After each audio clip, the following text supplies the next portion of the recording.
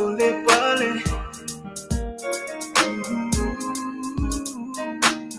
ungaluwa fafatisina engaluwenga uwamae uwasetongela matila fa apulowile tubalima Lingomo ole tua sibi Ualele mawalunga ilunga Biile tua Faasa oloto tabua Ungalua fafatisina Nengaluenga uamarea Uwasetongela ngatila Fa apulowile tuwalima Lingomo ole tuwasibi Uwalele mawalunga ilunga Biile atua Fa asa oloto tabua Sofido esa uya la upele Sipafata upatile otele Soya osebi ingalea umabi Ingalea tuwa ibabenga No tautinga No wala ilenga nuenga Na utautua Fa afetaita usifea kainga Malole ko Malole kau Ooh yeah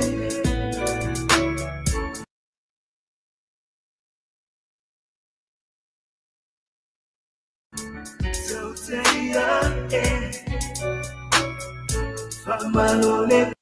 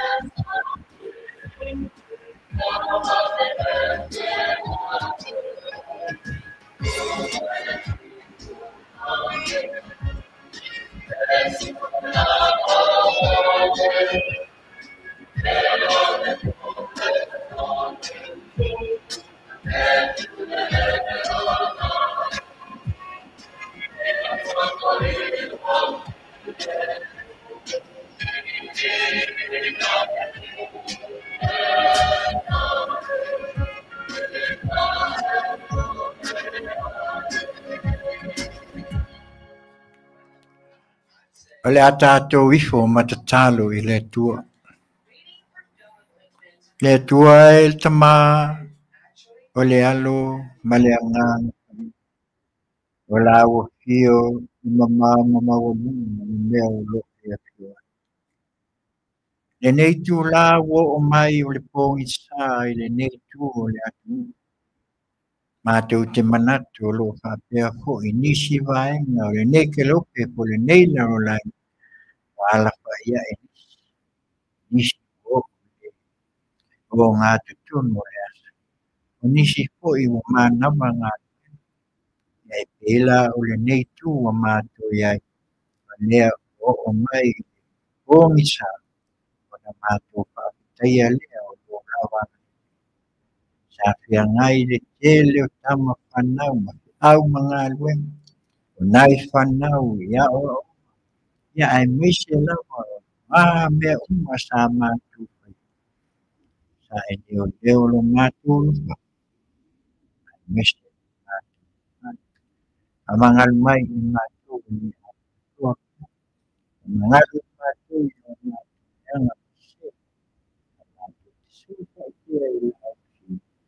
Sa tau lea mama ai e sinu fia le whamoe moe le ni fia e nisi po I o whaenga mātou te whasoa I la mātou pokalame ia mātou te whasoa I me manatu ai e ala mai I lo mai ai awane I o mātou whaia ne ia mātou mona ai meisi o mātou uso ata ia mātou tuwhai awa tu au mai Yung solau ni manu ono lo lama semua Yesus ya natul lei au nanga le nei tu la fias malu wat ke le malu I tu Amerika nei ya tulang ole le apa di bal ya salo misi tu ya ni la langi ya ala mai maenga o le awa uli o mua I malo o luma si au mga luenga. Ia e mese poi o le tau wafia mana wa ngā luenga. Ia a wako le kika e whaka ai e le nā wai le nei vaenga o poka. Ia e mese poi o le malo whalo al mia o tu sila kia I vai asu oma. Ia le fionga I pai matera siya living ya ila ya leo lo mama malu ya suo ni masu baile te ya ala na uma tu ma ya ya ona ese temi sa America ne ya sila ya ai matu ti manatu la wale lo como le le yo le tu yo le wata tu lo ya pe o ko masani ai wata tu lo ai manu ta tu lo ai no mo ya ai le tu ala lea mātua wa tuele nei tura pata loko hoi ka hama es tātou nei au nanga sipuponga o le tae a fo radio Samoa mai Long Beach, California nei talofa lawa. Ia fo mai monga tele se ia pa ia monga na tuesa talofa ia ni se fo yo tātou afionga ia fo sunga fo i whapenga mo rātou kultua. Ia atu le nei a manoa mātou talofa tuai na o tau na venga lo tenga iai. Nau le tau swina le puwai o le ola. Ia wase manui o Samoa mo nei mātai au. Ia me lea. Ia. Tu mai o tō au. Atu mātu lima. Tātu whaatalofa e ala atu le nei tūla. Ia whai mai le pese lea a le tau mesina pen. Ia o le nisi fo i whawhelua inga. Traditional melody male pese. Talofa Samoa. O se mei ala u whawhelua. Ia. Hey.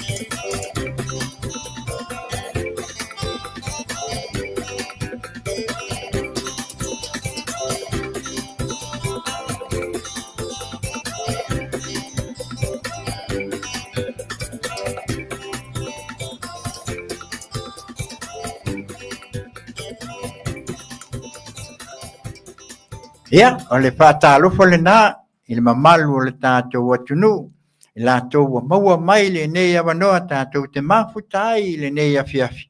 Mai le sipofonga o le tae au fou, mai Long Beach, California nei, ma lana wonanga, tau taia inga luenga i tiute mawhaiwa.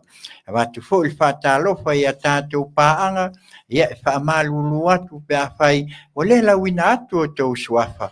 O le nā o loo sila fia le tua, le tau wanga le lei, ai maise o le tau awai mai, tātou te pati-patia pēa i afi whaiso, le au nanga le nei fo i tū le lalo e pe o na mātou nofo ai, ia mātou teltonu, ia o lo o tō whaafonga mai sa mātou, a mātou fo i sa mātou tala ni upu, ia mea o tutupu, le a tutupu ma ua tātou whaalongo si o tātou atunu, ia ai mai se fo o le nei tū o le lalo langi ma mea o lo tutupu ai, natu lai le nei a fiafi, ia o le IT, ia o le tātou, au nanga ia o le whaletua ia viva sua lalu ulu ia ai mai se foi ia le afine ia soli ia lalu ulu ia pe o na o tau si la fia ia o le o lo ngase pea ia lo tātou le afionga le whatun ia tau si taimi o na wha pea lea ia o na awai mai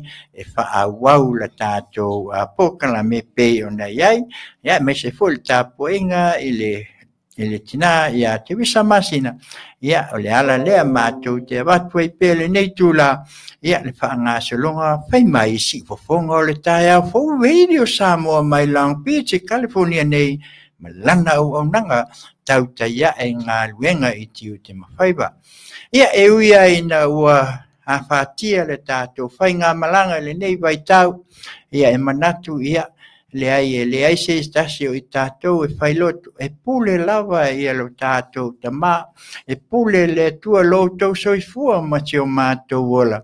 E manatu ai le nei tuela, ia e asia pēr le tātou, au nanga nei, ona o le tūlanga, o le polkalame e māsa ni ai, ia e watu pese, e langona ai le motu sia o māwhtanga. Le nei wa tātou sawalia le lona 5 o māsina, e ui lava ono le maliu, ia maleo ti asa uma se i tulo le tātou lau tau whafonga, ia ai le mawhai lava ona tua, o le mea sili ma le tātou whawhitai i le tua, o loo wala au lava tai tu atas, ai o loo tu ua le tua tele i tu tonu a inga, le ngata i tu tonu a inga, i o alalawhanga, ia ai whapea fo ia fio anga, ia ai maise si o tātou atunu.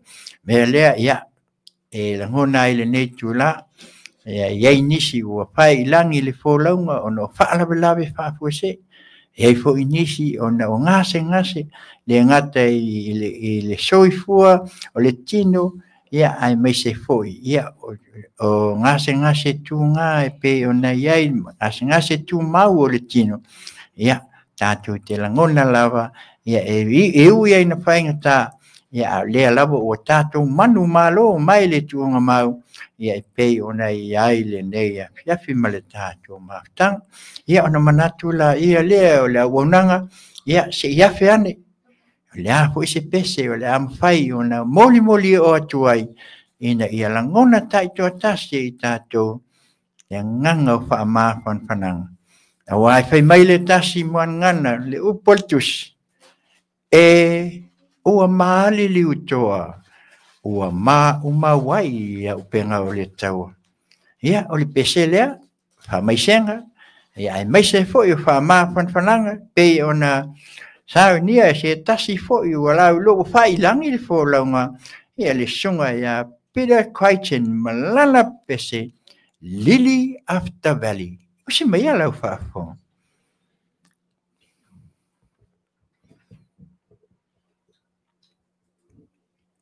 Ia maua pēr i tātou.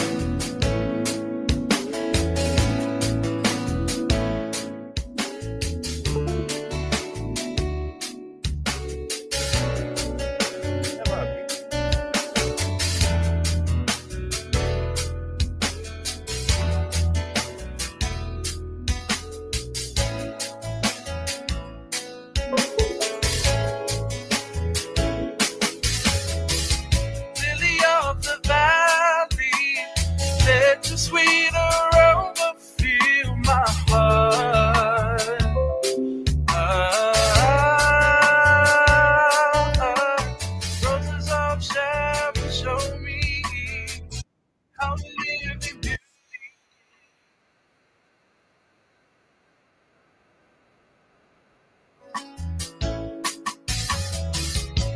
is ups and downs, and make me a reflection of your love.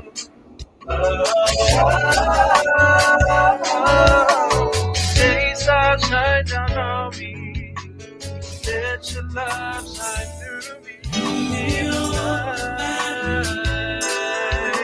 Just sweet above. Lead me, Lord, I'll follow.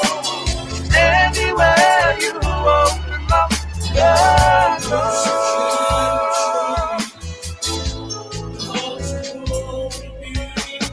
Let your word be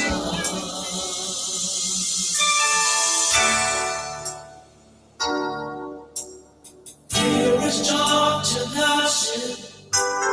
Give me a reflection of your love.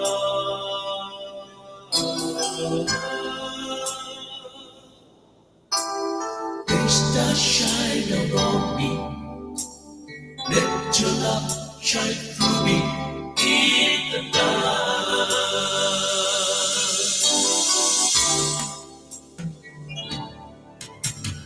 Lily of the valley, let your sweet aroma fill my life.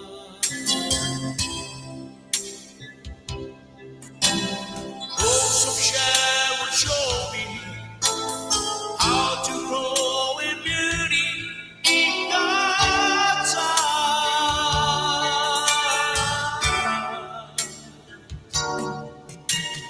There is dark till now, say, make me a reflection of your love.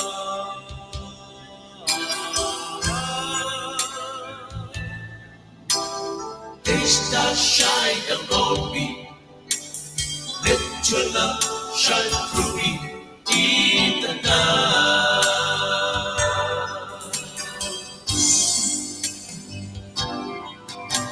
Lead me on, I follow. Anywhere you open up the door.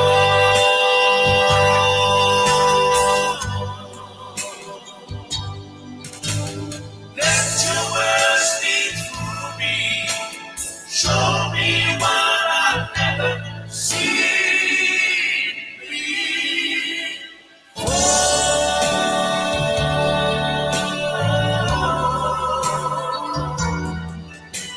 I want to be your witness. You can take what's wrong and make it right.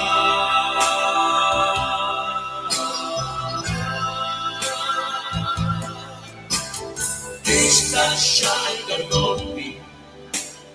Let your love shine through me in the night.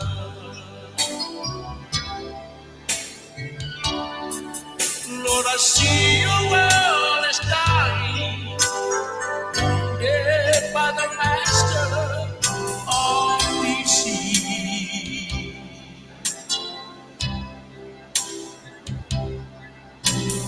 Roaming in the darkness, haunted by the years of past defeat.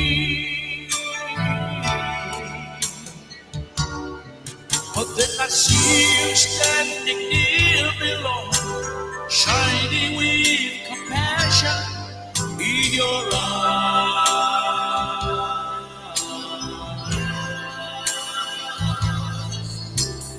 Taste that shine around me. Let your love shine through me in the night. Lead me, Lord, I'll follow. Lead me, Lord, I'll follow. Anywhere you open up the door.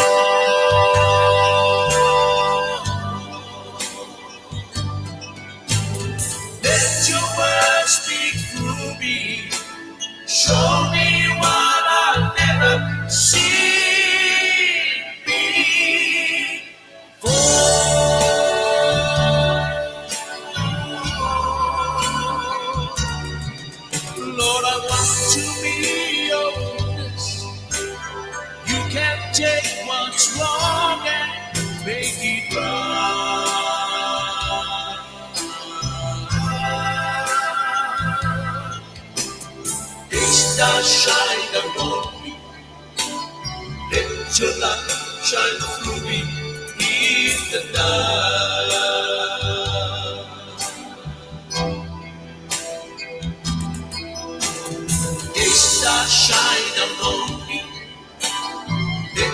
love shine through me in the night.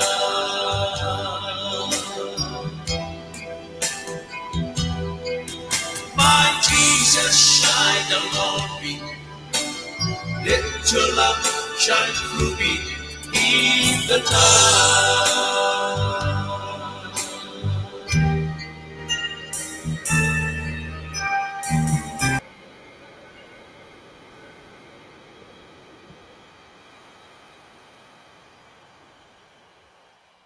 Amu ia e whaanoa noa, a wā e whaamā whanwhanaina i lātou. Tasi leo whātunga e pēo nau tō whaafonga mai ai, Lily of the Valley. Ioi, ia po le lili foi lea, ia ele nei foi vai tau, e uia ina wahapi api, ia le sāwalinga, ia ua uma o na tāpena e le tua mo i tātou, ele awala lea mo le maro le lang, ia ai manatu lava, ia o le anganga lava o whaamā whanwhananga, ina ia o pēi te tono nai o tātou ainga, ia ai maise o wō mai masani, ai maise o mawhutanga, mātua, mawhanau, o ainga, ia o motu sia le mawhutanga, ona o le wala au o le tua.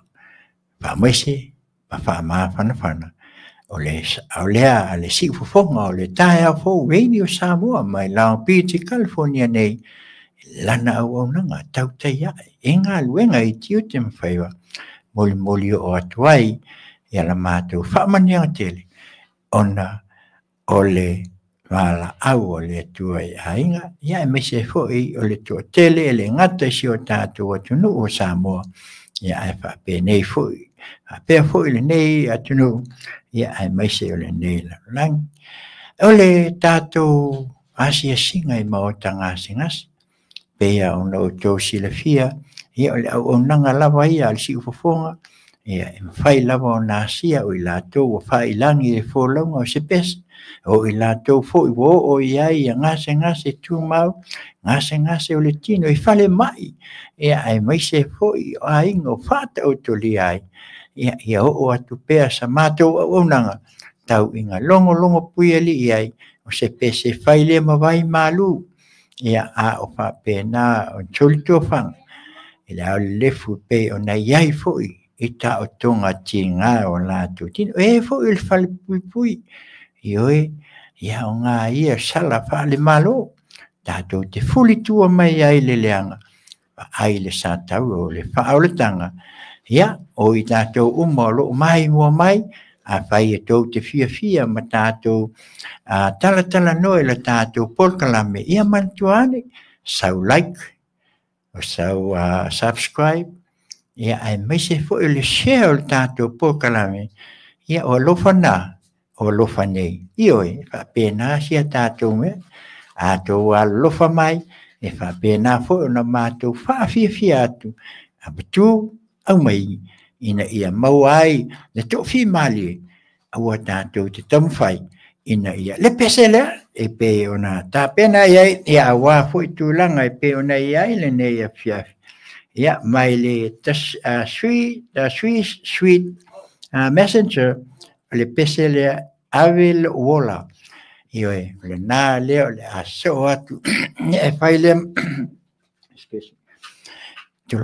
e whai le mala, ina ia o ai, ia i la tau umo whata o tolia, i tutonu i nofoanga, ia ona o ngase o le tino. Tau taia, i ngā luenga i ti ute ma whaiwa. Se mai alau whako.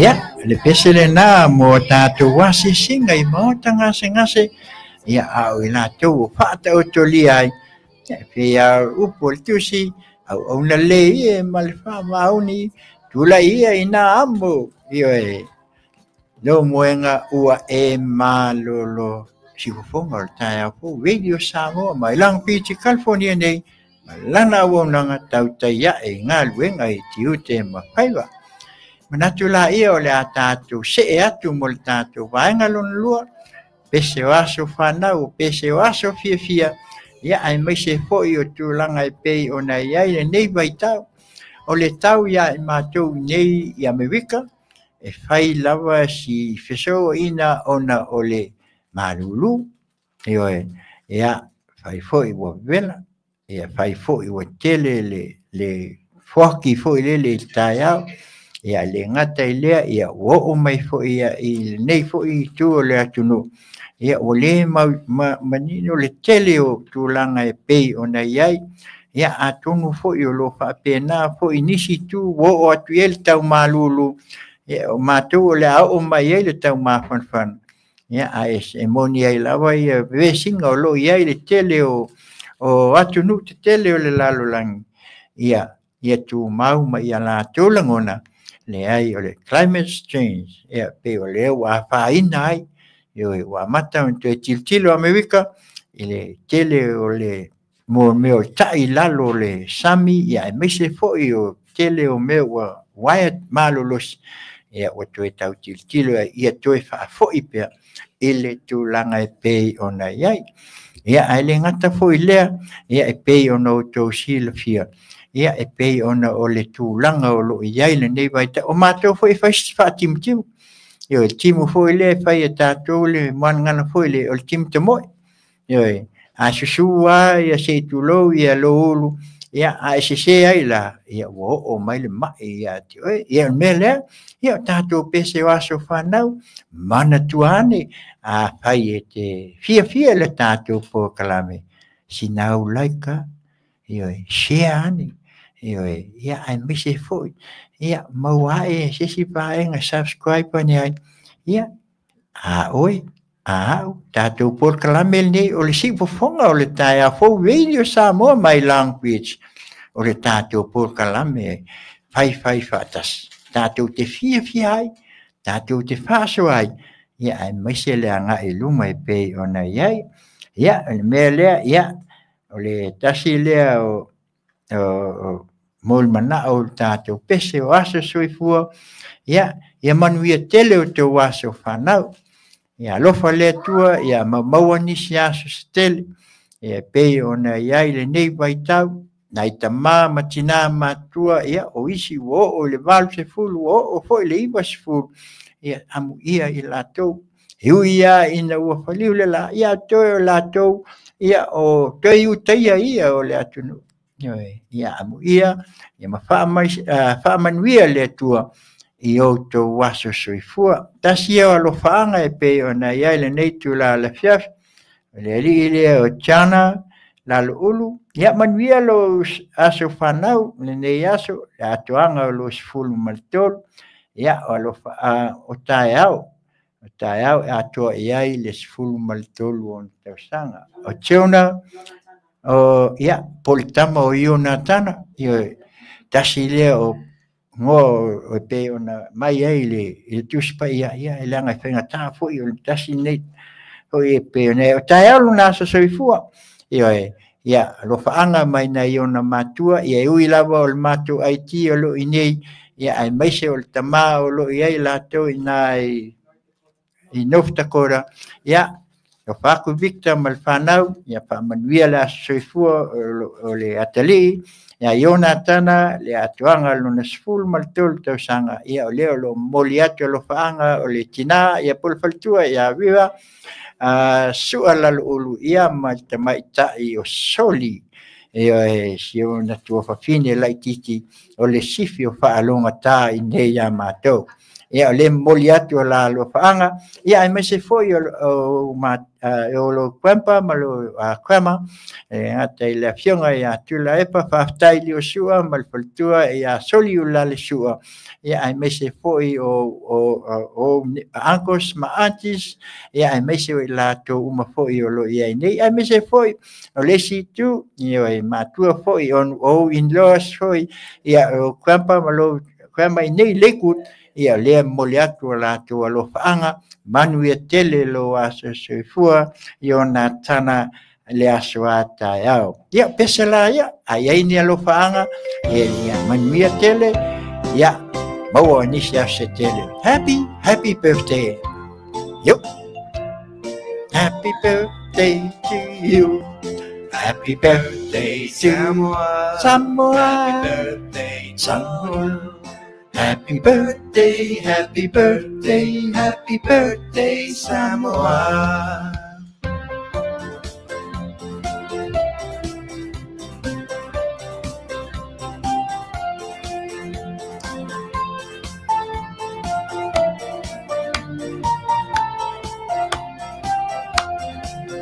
Happy birthday, Samoa. Happy birthday, Samoa. Happy birthday, happy birthday, happy birthday, Samoa. Dark Moon, Maya Daniel Costello. Yo.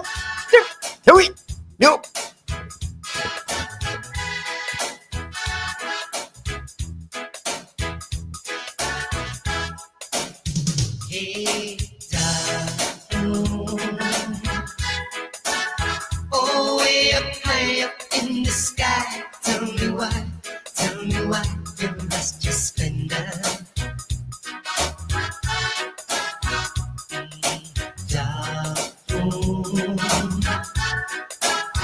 What is the cause you love the draw? Is it because you lost your love?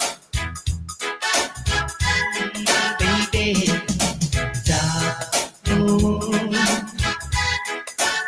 oh, way up, high up in the sky. Tell me why you lost your splendor. Oh yeah,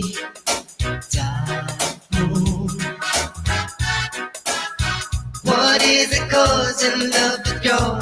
Is it because you lost your love? Yeah. Mortals have dreams of life's endless schemes, but they don't realize that love will sometimes break.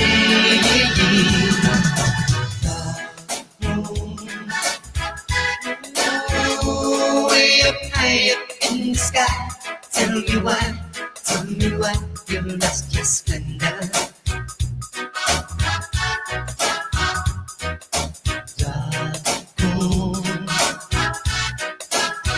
What is the cause you love the joy? Is it because you lost your love?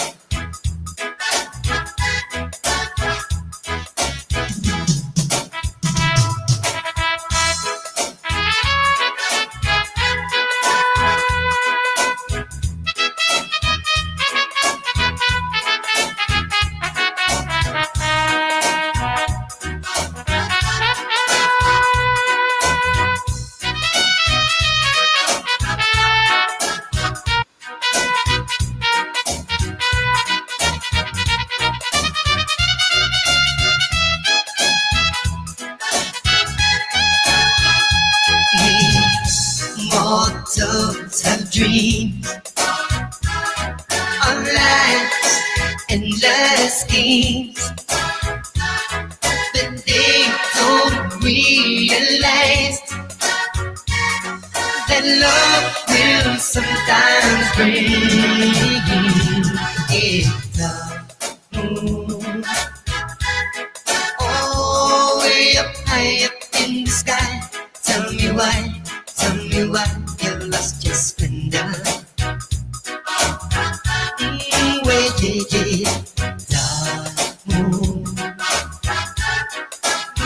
what is the cause you love the draw? Is it because you lost your love? Ya, manuia tele o te wasa soifua, ya, e manatu le nei tu la, ya o leo e atu silo tino, ya leo o mai le tātou paanga masani, ya nei au aunanga, ya po se tasi fo i o kina, ya po le palitua po, ya o lo whapea o na au auna mai o ia le lai tu i New Zealand, ya a wā lava ia se tautua ala atu le sipofonga o le tae a fo Radio Samoa mai Long Beach, California nei ia melea ya e fatalo fatu ni o fionga tupai ya me se foi o le nei asu e atu lo la le lei wo mai le tau afias ya e me se foi o le manei o le nei vai asu o vai asu pa manatu ai le asu tina ya o le o lo mato ai le foi fua manuia e la opción ya melea ya tuatuia le fatalofa e sumai matala mai o au ya ai me se foi o le nai tu tele le motele au te vo ya langa o toia o lo tafe ai le suasusu malemeli pe o le moangana ya mato te fatalofa ya ai mai sa fatu lima i si o tato watunu ya mata fa solo lo le ta atu pona ile nei tu la le fias ya maleanga fa alo Malo whaftai tau mama. Whaftai le nei tu lawa toi maua fo le nei lao lao whai ana tātou whaasoa. Lunga o le nei le tio po le ala leo si ufonga tai au fo. Ia whatalo whatu fo le mamalu le atunuu. Po fea se vaenga o le kelope o e maua mai ele nei au au nanga. Malo le soifua maua malo le folau. Ia alo mai po a fo ini meo le a. Whaapeo na mawhasoa ai ma le fionga le o lo tu le foi. Ia, malo. Whaatalo whatu fo i le tātou whaatonu pe a whaapeo whaafonga mai o ia maua pele. So i fua lau le ia te ia whaapere whatua. Ai. Ia lai moli mai o nā lo whaanga. Ioi, ono e leo maua peo. Lau o whaasu solo manuia vai atu ia si foi ma lo whaanga o lau fiong. Ia o lo wia lava, ia o lo to anga lava ina ia paia pea ia tūlanga e masani ai, ia pea o na e sirafia, ia e tawana paia pa malustino ma tūlanga e pea o na iai foi ia le masianga, ia ai o lo manuia, nai moli mai o na lo whaanga ia te oel fatua, ia mai ato a inga uma, ia mapaanga i New Zealand ma Australia ia masuk se tafa le nei la lang ia o la to mau mai la ta fasalonga le nei tu la ia mal ta faso le nei tu la la fia ia batuia ia se finangalo ia ale ia to pona ia nga pe makua kele au me le la mai e se finangalo ia ta te faso le nei tu la mal falo Lelei o te mua lava ana na batu le mata o pule nei. Ona i le tūlanga lava lea, le tūpā o mātou tina. O le tūlanga o le tina i e whapia o na malu ai o lātou whanaua meise o alo ta maita i al mamalu le atunu. I le tala whanua noa le na maua mai sa mua i le alu toto le valu tau sanga le sa tau sa ilia. O lea ua umana whamawina whapia e leo se taimi mua lea o na sola e se aile nei alu toto. O le whaatolu wa i lea na sola. Aila o se ainga sa lato mawaina. O lea na lato mawa le tala o lo sa ili atu e malo. Na whaapea na matua i tangi a wewele nei alu toto. Mafusi ia a au se tu lau whafonga anga sa mua. A le tina lea sa mawaina. Ma ai oi e leto e fia foi i lona ainga, ona e sa waina na ia e lona tama. Ia le lana longo ai loa le mtanga wenga leo. Ia le teimi le nei, o lo oi lalo le kea le samo victim. Ia le nei arwa toto. Ia a le whapia o lo ua, ia i molianga o tama. A pia o le sa wa, so e mamafa o na lima, so o na fasi le arwa toto. Ia ana o sina tu wa lalo whaatina. A whai o sa waina whaapea e tama ia le whanau. E le whaapea na o alo tamaitai. So sesi o whanau. Tina o lau ngā luenga o lau tiu te tau ave. Ia lawe ai le whanau. A whai wa tūlanga leanga le tūlanga wa ia le tama pe whaasua a wā pe o lona ia sa ilie o e se lawe ai mo lau whanau. Sa ili ida o le tomanga leo le samo victim, po o lau whaife au, po ni ti a kono, e sa ili ina ia malu, whaapea na whaafengo fie e le whanau, o na mauela tōse o langa sa o lotu i tono le ainga. Ia o se tua lalo le nā tau la papa, pe e nofo tu lava ma mafa le mafa fau le nei alwan toto. Ia ta te tilo ta ita yaka granddaughters. She is young enough.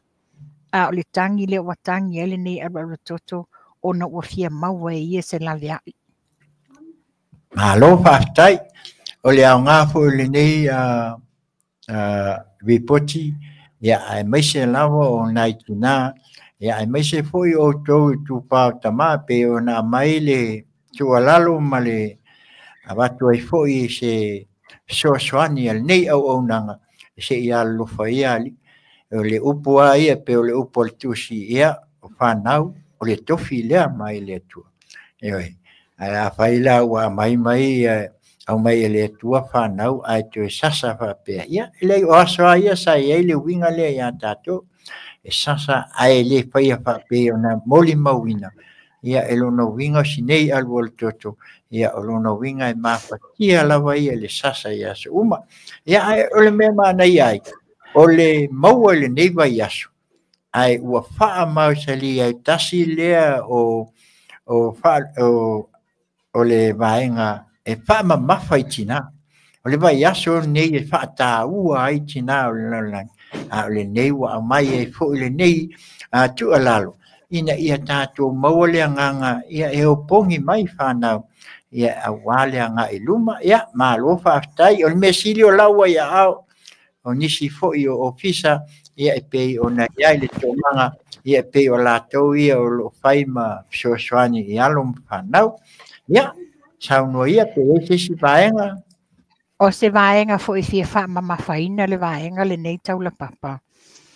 O le tua inga ia sa whai ia whapea fo i o na sauai fo i ni whaitionga ma tele fo i ni tala sala lafo i le fionga le ali i whaipule mai le anoa maa anu meltasi a oi a analofi nu meltasi le fionga i le whaipule ia sola i tuinga mala.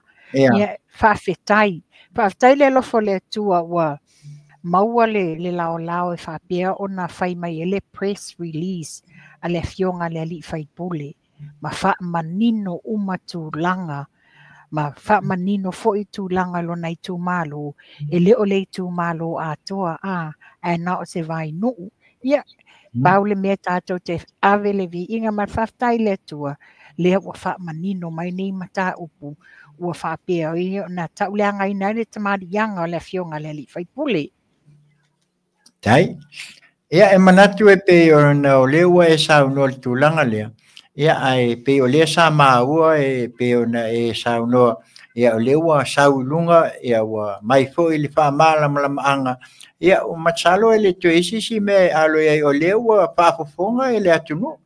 Awa a whapea lo wa o mai lunga o ala leo ma whaasala lau se o lo tua ia. Ma tau tino le mea moni. E o lala le si me siria. O le anganga tātou te iloa ai. E le o lafi mai tua pola, se tulo. E le o lafi mai tua o nau se si tula.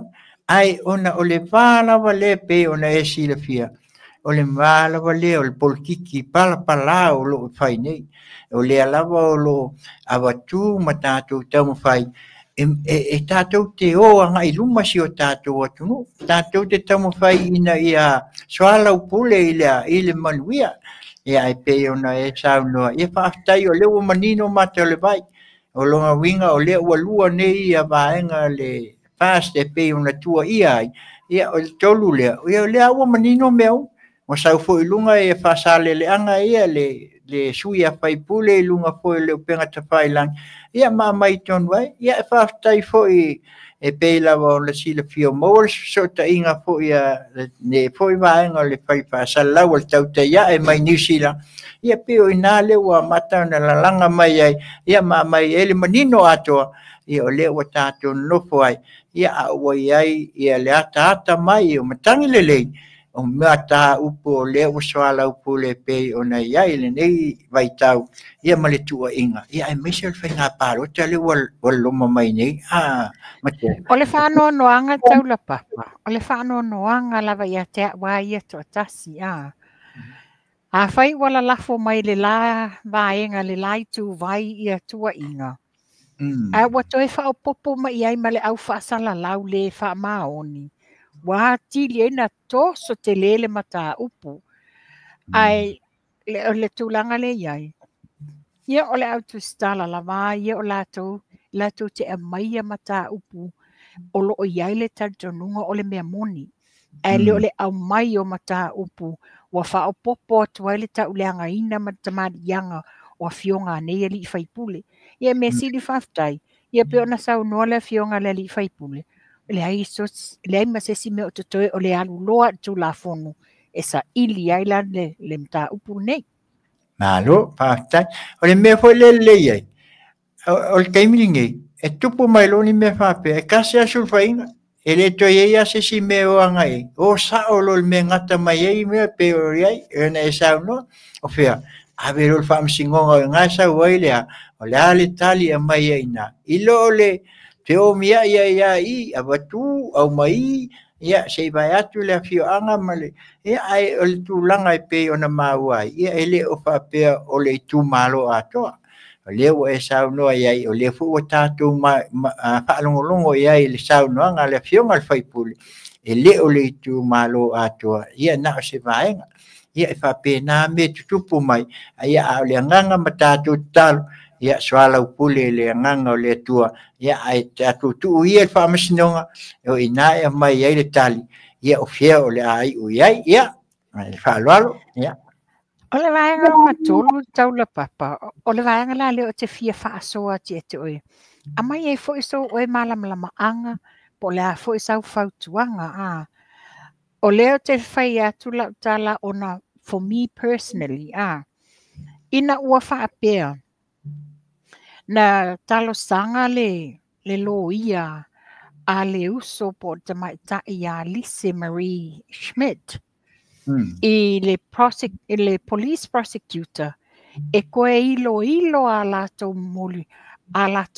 molianga ia wa mana tua na le tasi le molianga na whaatu mai mo le uso ia lisi molianga le tasi ai wa whanau mai ele se fulu valu molianga le o whaopopo was fulu i mai o le valaawina lona lua le mata upule le vai aso le na tea le la whape wa talo sanga ele lo ia Lise Marie i le police prosecutor se ito ilo a lato molianga ni na au mai ona o lo o yaini pe fodinga mai o yaini whane tonu o le fesili la leo te fesili ngia la ea wa ia leo au se lo ia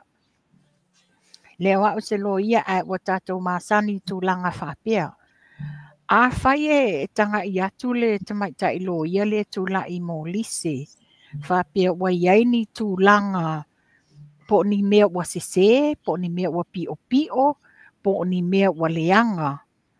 O le tu la i mai i moli mau, po o molianga nei e leo.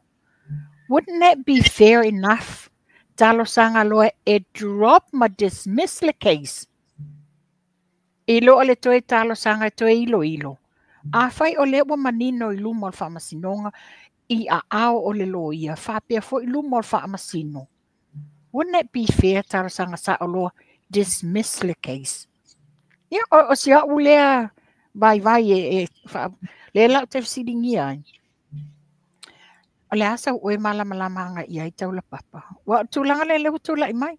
Wa wala au whalua le la te wala au whatolu nta upu.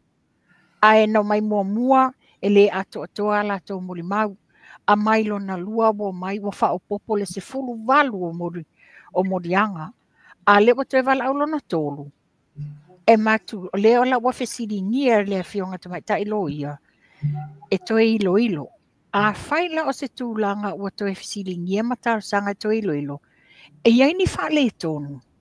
A whaila o iai ni whale tonu mani a mio le sao. Wouldn't it be fair tar sanga loe e dismiss? Malo tai lawa ele mta upo lewa e sel mana ia e pe ona e sa no ia o ka uele lo ia e o ka ufoling farming ai ole anganga ia tato ole faanga ina o lo tato tilo common sense ina ia tato va ai mamau ia awa tato e pe ona e sa no e lai ke mal malele ia tato ile tu langa o le wo one ia el case o le si facilitat faciliai e ta ilo e po la so final o le ia se tu lo lava le official farmacinonga ne te ua ia le o ka facil e ni farmacino ona le mai ta watua o le farmacino ale nei na mata mai Samuel o le aku kasi o le afionga o le sunga lauli al mali eto o i foi el farmacino ale fo o mai e pela una mai la farmaci o tau la na fai se tal sanga trapai o le whalaunga lona lua le, sa taulona papai, awa o le whamaoni, o la koe kula koe o iai, teilo iai sofina ngal, a o la uia na tiu tilo mamau, o le ale mea o le ato e tu o ai tua, a o le wawa ai, e tasi le mo li mau, e tasi le afo, e le mta upu na mo li ai, ai se fulu walu o na se tu lo wala ufafong, ia Samoa, e pei o le me foi le nga maka foi to ina le nga ka, pei mai e yesi usi se tu lo fafonga sa, o le wa pei la se fulu walu le, ai kasia, ai se fulu walu na si u a konge, o le wa circulate a koi, o fea tonu la pei o na moni ai, a la taita tiu, e le tu tauna tu, Yoi, santa tau al vanga luna lua lea, na fai saolo e ai fai unga, a fai lo wole ai le amatanga o leo lua,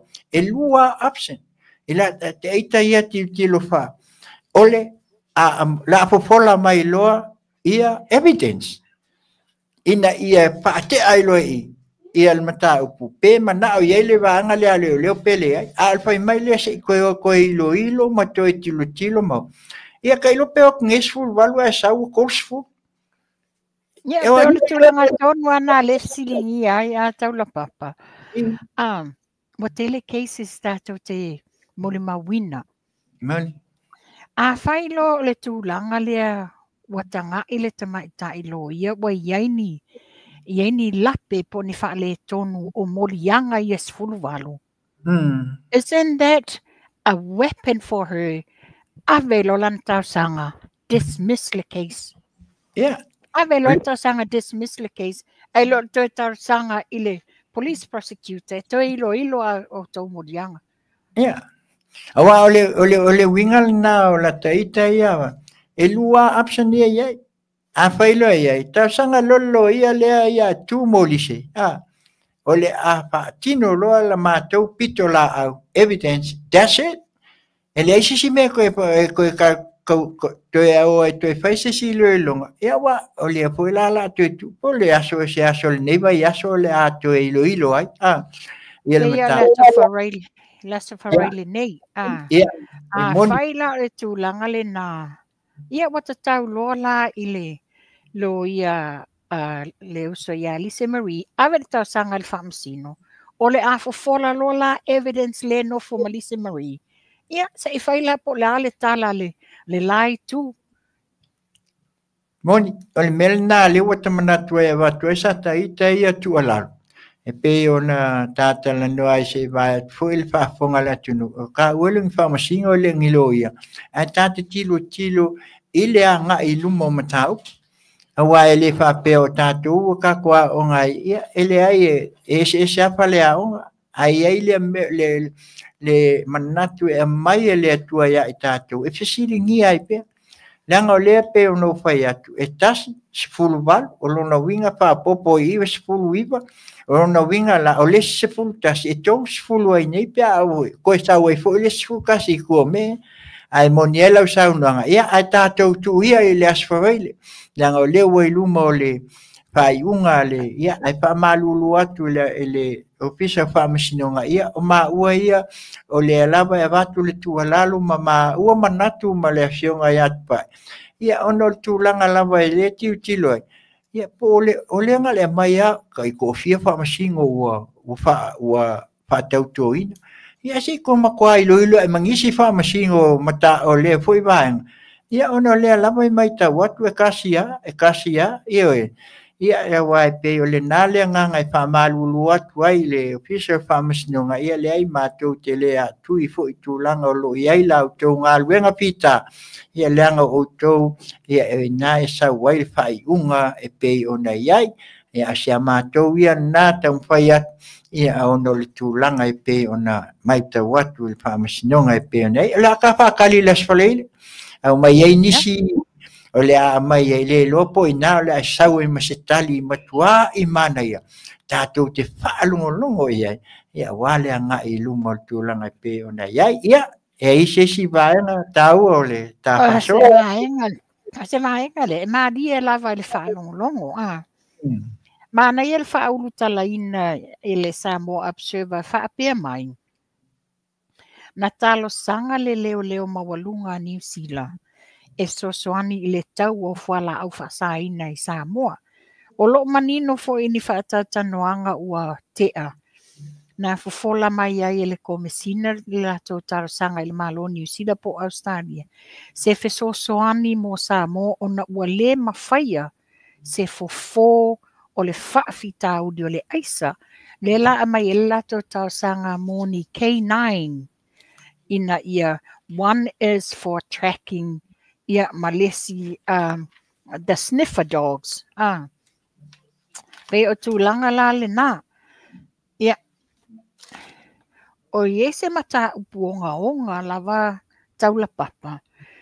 O lena tūlai mai New Zealand I le vai ason te anei. O se tamaitai lo ia sinia ua poloa ina e le whamasinonga New Zealand. E totongi le onos fulu ono afe. Fast fulu iwa ta la New Zealand. Mo sana client. Ia, ole tūlanga ia se whaafautuanga. O se whaafautuanga le manatu e amatu. A whai o iaini au wha le tonu I le tau a inga I Samoa. A lewa e sa ilia ni lo ia I nei New Zealand. Ia whai le leilau research. I lo wha le lei. Ia tusia umau fesili. Ma a mai ni manatu po o ni whautuanga mai it's either the council or o ni a wo po ni ina ia lavalo malama mato mai ina ia whapeo na whaato a ielo mata upu I se lo ia I nei. Ona o tūlanga le tūla I mai. Ia, o te lea ia wha le tōnu o le. O te mai tai lo ia le nā malaina ia le suafa o nei te mai tai lo ia. Wa lewa fo ina tautua. O leulua ia lii o Linda Woodruff ia o le lau whaapea taimile nei o lena te ena ele tamaitai lo ia le poloa inga le wa mai le whamsinona tupe totongi a o le a whaila na apili ia pe o le tūlanga le nā tau la papa pe o no whai atu o se whautuanga e watu whaafautuanga I le mamalu le atu nuu po o aini se o ieni o lātou whaafita uli, a mai se o lātou a inga I Samoa. Ia, no fo uta mawhai le leilau o e research, wato a mawhai eina whai le tūlanga lea. Malo, tātai. Leio, e wawe ala ufesili, e watu pea ina iao na malama. O le mta upu leo tūla I mai le lo ia lea. O le mata upu se case anga I Samoa, po se case anga I New Zealand. Ina ia e o le tau tilo, e watu ai fo se manatu. E anga langa o leo, e fo ila ta ita whaalungu at. Ia le se tupe lai titi. Ia pe o whaasili lea, ma le whaaloalo. Ia, o le tūlanga o le case o se tamari sa whaapena engage ai le fionga tamaita I lo ia. Ia, ai ona ua iailani tūlang o le tamari I le no foi nei New Zealand. A o le whawhitauli o lato whanua o lato ainga I Samoa. O le la sa engage e lato whawhaingofie le sa ili o lo ia nei manga lue atuanga I Samoa. E na iaila mea na toe whesilingia. Ai whapea mai le lo ia e iaila extra cost la nei o inala le sa whesilingia I loa ele client pe ai se ana le fa malama au ili mai ele amatanga ia cost nei ina ia malama ia ilato ilana ia foi tatanunga sa le tatau no na tatongia ia cost nei ia pela wo oilola I se tūlanga ua pe ua si ai le fofonga o le tamaitai lo ia ma aveni tūlanga tau wha matau ia whapea foi la wa iaini ni tūlanga whamatau I lungo le leitio e whai esana pokalame. Ia matau lea ngai nai la lea tamari. O lea lana a apai lola tamari I le sa ili. Ia sa whapena sa ili sa moa I le ofisa o le lawyer asosi lo ia Samoa ia whapea foi nei New Zealand ia le la o oila le mata upu le tūlanga lea le vai aso lente anei Mahalo ia whaatai. ai peila o le tūlanga o no lea wato e apili e tamaita ilo ia le whai ungo le whamasinonga ia se i tātou tālia nisi tau alumanga o se taimi muli o le apili le nei. Mahalo. Ele vaenga mua pe ona e saunoa iai i le talsanga lea a le komisina New Zealand ni tai fau se i tulou fo i whaponga anga le tātua tunu.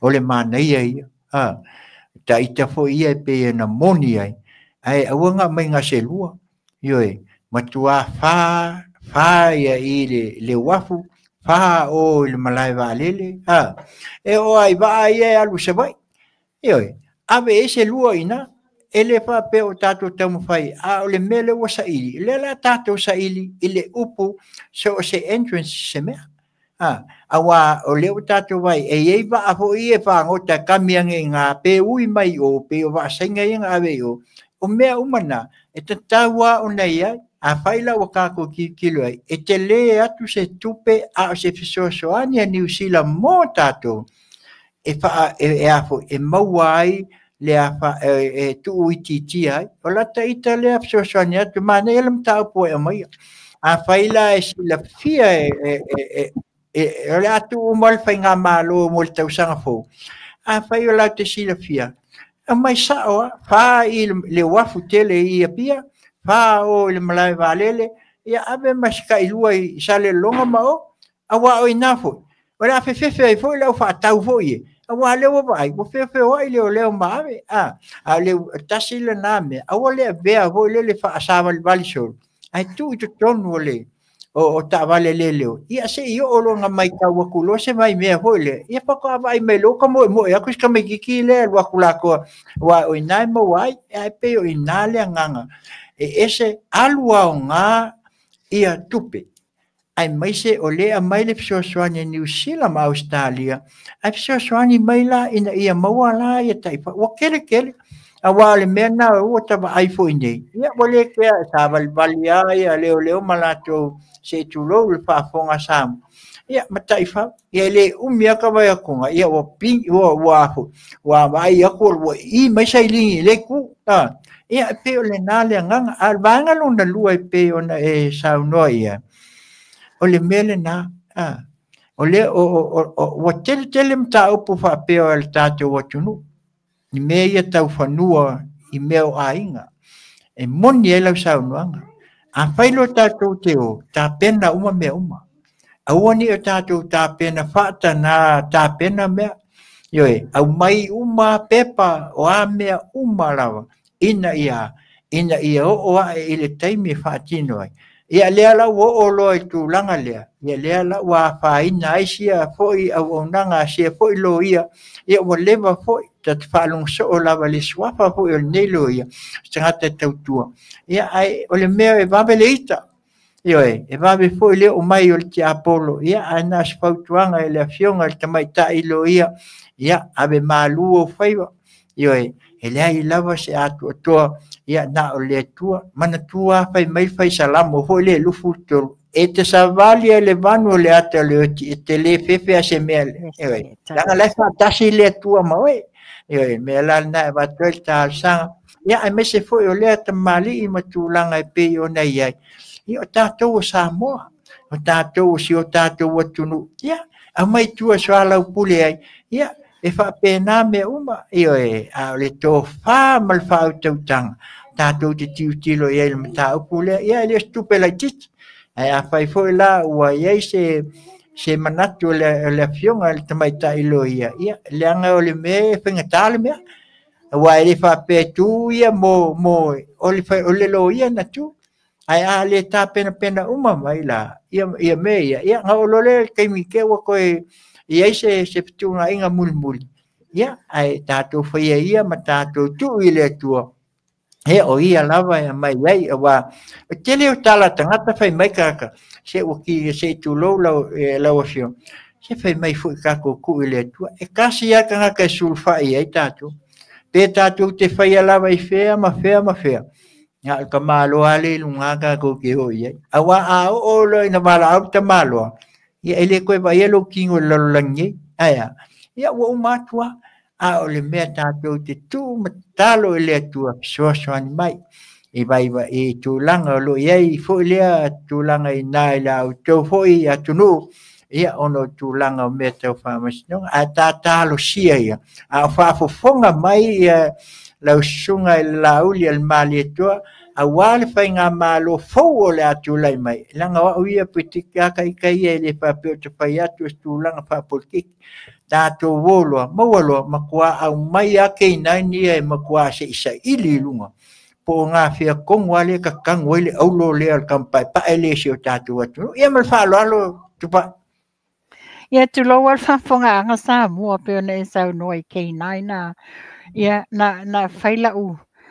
La mautus tu sia i lungo na social media. E tu waile le tu lo le whafonga anga le sosongi ma le tracking kei nai vai wha. I lo le sawa le o. A kei nai vai lua la wai tu tonu i sa mua. Watu langana le wai e nei tau la papa. Ia, e pela lea wa tata none mta upu lea. O lea iai nei la le tūlanga lea. Le whetongia o le ta'wale leo i maa. Mai i leo ne. Lea lana anga i atoi se raid. Lea la to whae la to lea wa molia. Lea sa maua iai ia illegal weapons. O pulufana ia ma le tele o whala au whasaina. Whapea mai lo fisa leo. O lea la leo sufa ia o nuu. O le la au so fa ia uma nuu, o lo o masalo mia, o lo o iai tangata, o lo o whaata wina drugs. O lo o whapea mai foi, o lo o iai se drug ring, o lo o a fiai se supermarketi se lua, o lo o lātou whaatau taia mai no fuanga no fuai. O le mata upu la lea, o te matua i o te e ai, ona, Tato i loa se vai taimi pe wa ma le tolu fa masina po le lima i leo masina le sa o so fa ai se a foi se li isaina a se le supermarket le sa o ia fanaina i se li leo o supermarket nei e lua le wa ta wina e to avalu tangata na maua mai i le princesa i mato tua O le fale o loa tele leo le princesa o le supermarket e tangata saina. Masi usenga. I le vai asu talwai. Sa lātou whaata wina ma whaao ngāina. Fuala au whasaina. Ma vaila le tele le fianga o tangata mai Asia. Tūlanga le iai. O lai iai le moli maua tangata i Samoa. O fale o loa te tele nei a le au saina. O lea e avatu whaatasi ai ma le tele o whala au whasaina. Peila o i, o lea malo si ele pushi o tātou tangata, e mai se tangata whai ngā ruenga ai, i mai lātou o lai wha o ngā ina. It's so sad. Ma toa i te le whaafita uli o lo tūla i mai to tono si o tātou atunu. Ia, pāwhitai, leo, ese ho i lea mata upu o ka whaalonga po. Ia pean tātala noa i fo i ka po kalame o tuana i atu. O le ase resource, a le ase solution, o ka kau lona ma ai al whai ngā mālo ma le mele. Awa o le fo ua mai tau atu ne, ia o leo pe o na e sau no mawai whana. Mawai a le tele o le tupe. O whea la e o iei kama ia. O whea o iei pauka ia. A le ale o mea fo i lunga se ata. Pe tau mai, ngā whai mai e sao o le nā mai lunga o penga ka whai langi e nā i leo ne lenga kau ai, ma maua. Ia o leo o sao no mai fo i whapea o le a alu le lako veiti ko kongo a whio anga ma. E le mwhaina lātou whai en tūlanga e o ai anga i to tonu a whio anga. Se i wanga ngā, ua i se samania. Ina ia mwhai ai o na o lātou e whai veiti pe o mea o lātou o e whai anga i ainga ia. Ala ta ita ia e tauna na sa ili lo e ilfai ngā mālo isse solution e kaunga whai.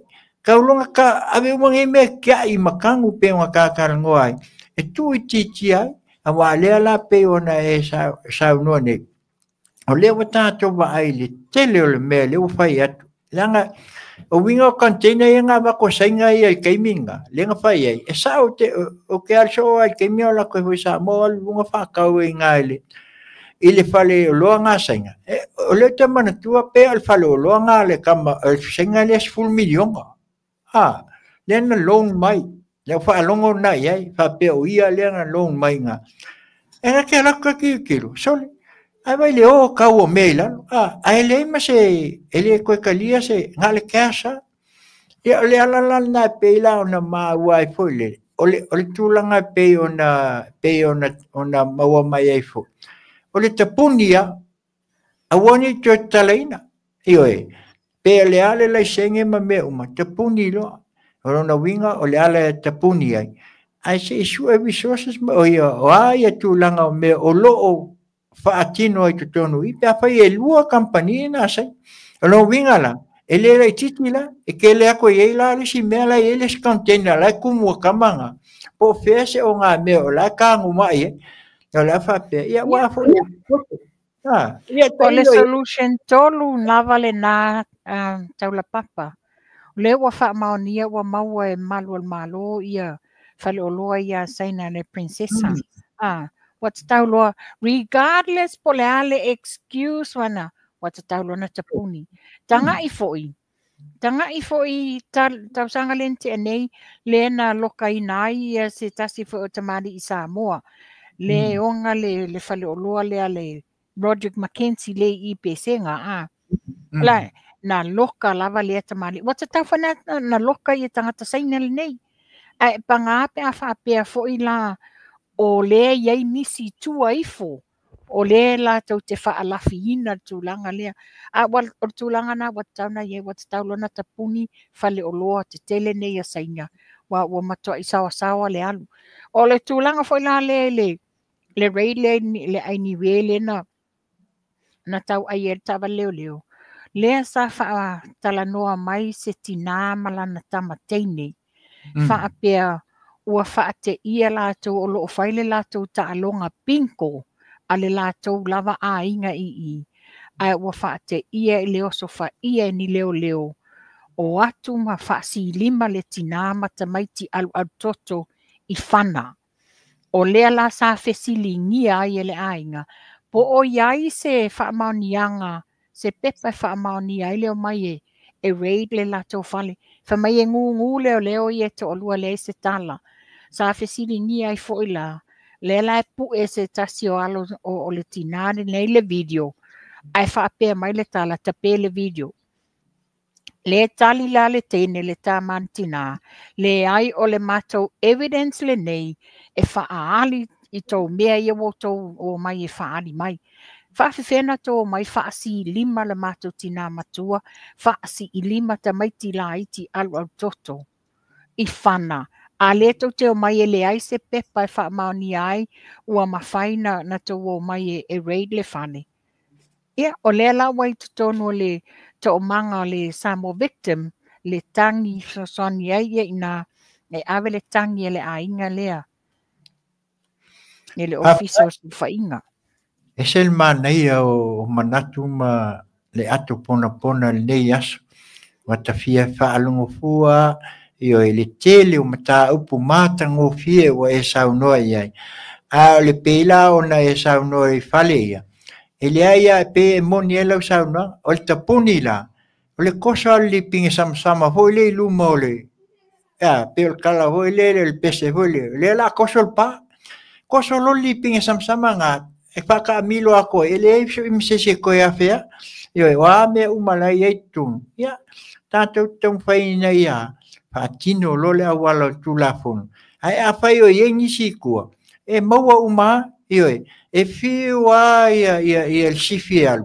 E maua inkia se tu lau whafonga anga Samoa. E maua wa foi pe fiwa le sifi fai mai su elo me o lai le inkia. Ai fai mai le sinkia ke kaukala lo vai atu e lau whafonga Samoa. Ioe. Awa le pepela mele wa tupu nei. Sa wa ai atu le video nga. Sa o tau fia pesili ai, ua whaatanga ona whewai leo sa mua mawhana. O le me pito siri, a le lawa e saunoa iai. O le ua atu whaasi I lima tina matua, ma I le ai se pepa na watua pe o le me masani ai. E a watu ia le pepa a le whamasinonga po whea, e o ai le whauti le eo. O le me e watu saunoa whapea ia le ofisa o le mamalu o le malo, se tu lou le wha.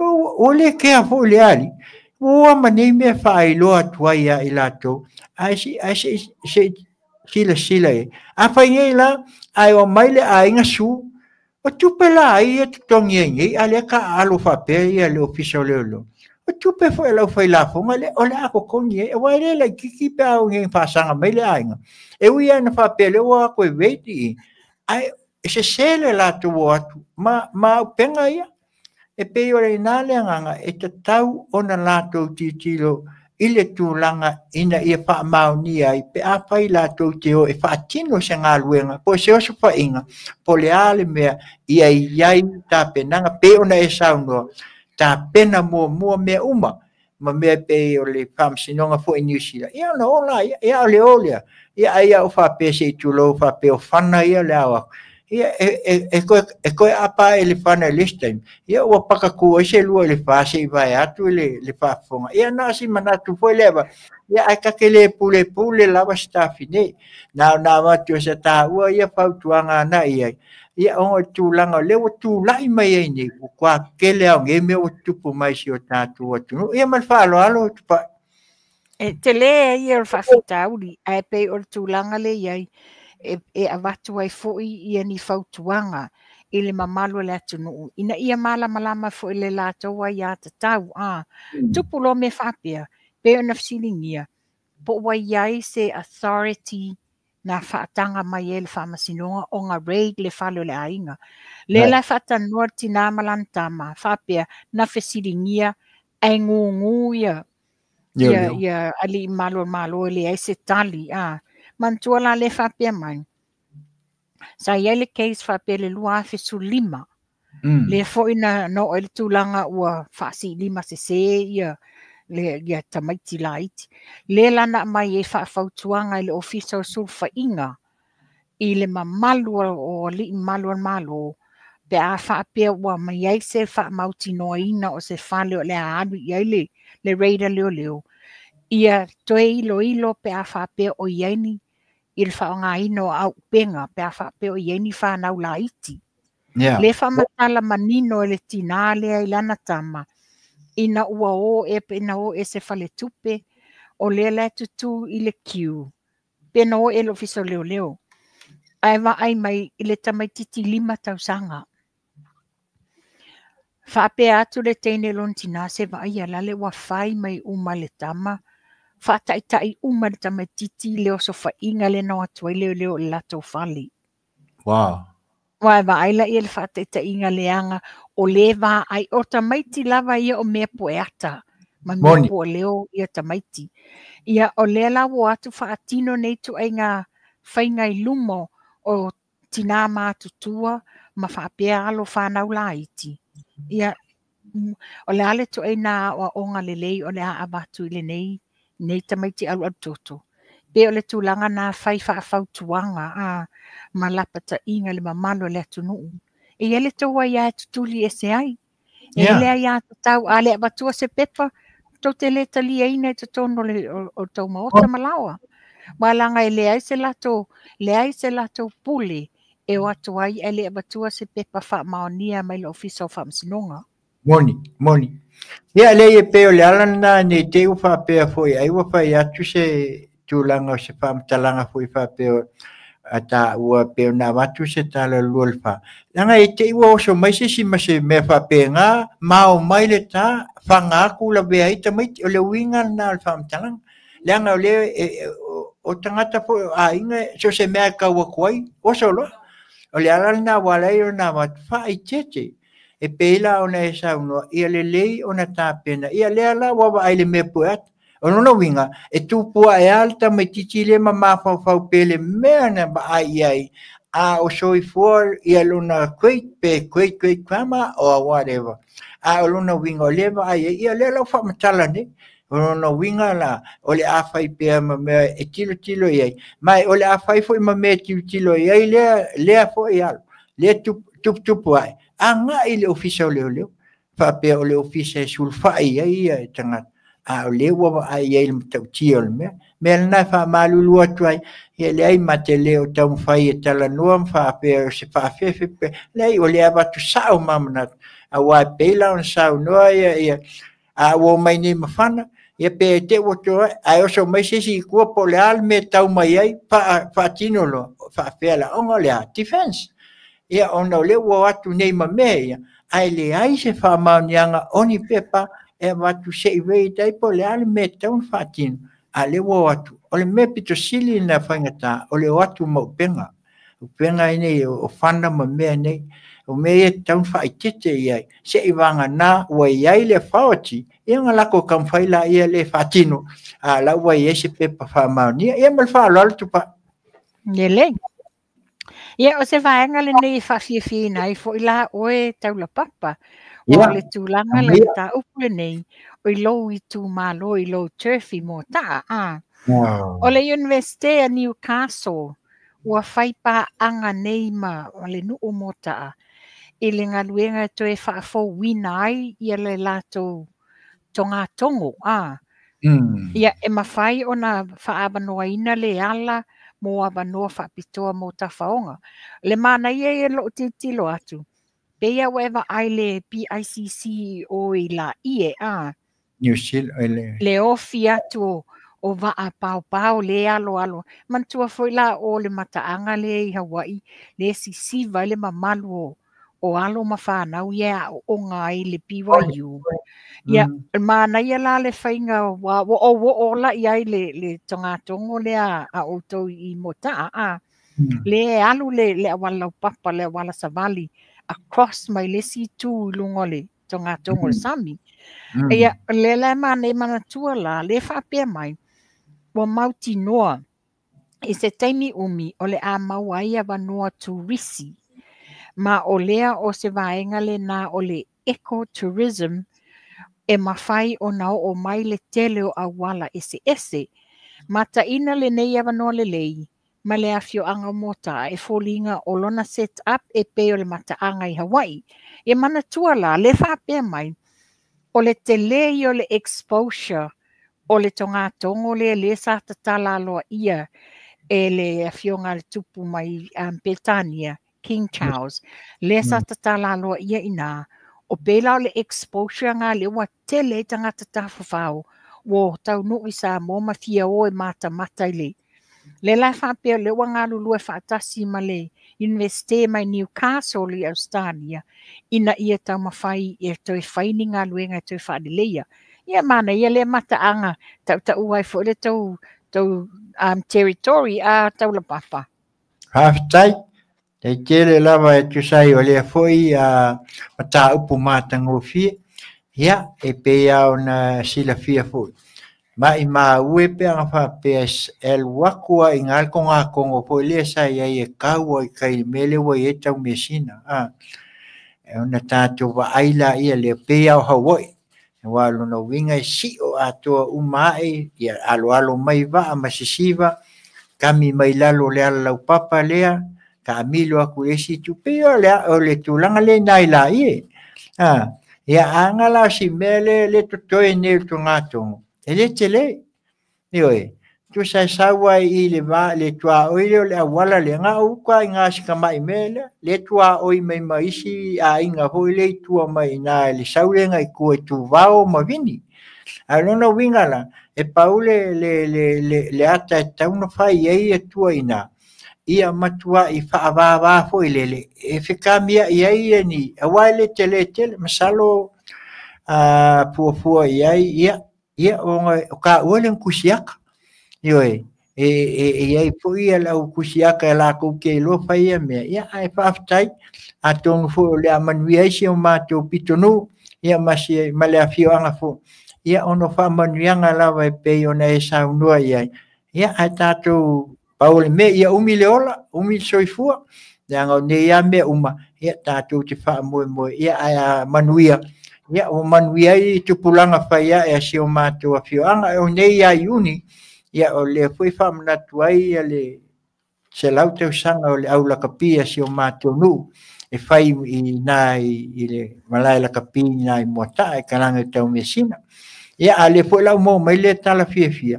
Ia o luna winga, la matai le tau sanga, ia o na whātino ngā luenga whai, ia walta penanga o le fui mataanga. Ia o le amo e fui nei nisi whai ngā luenga ia si o mātua whioanga.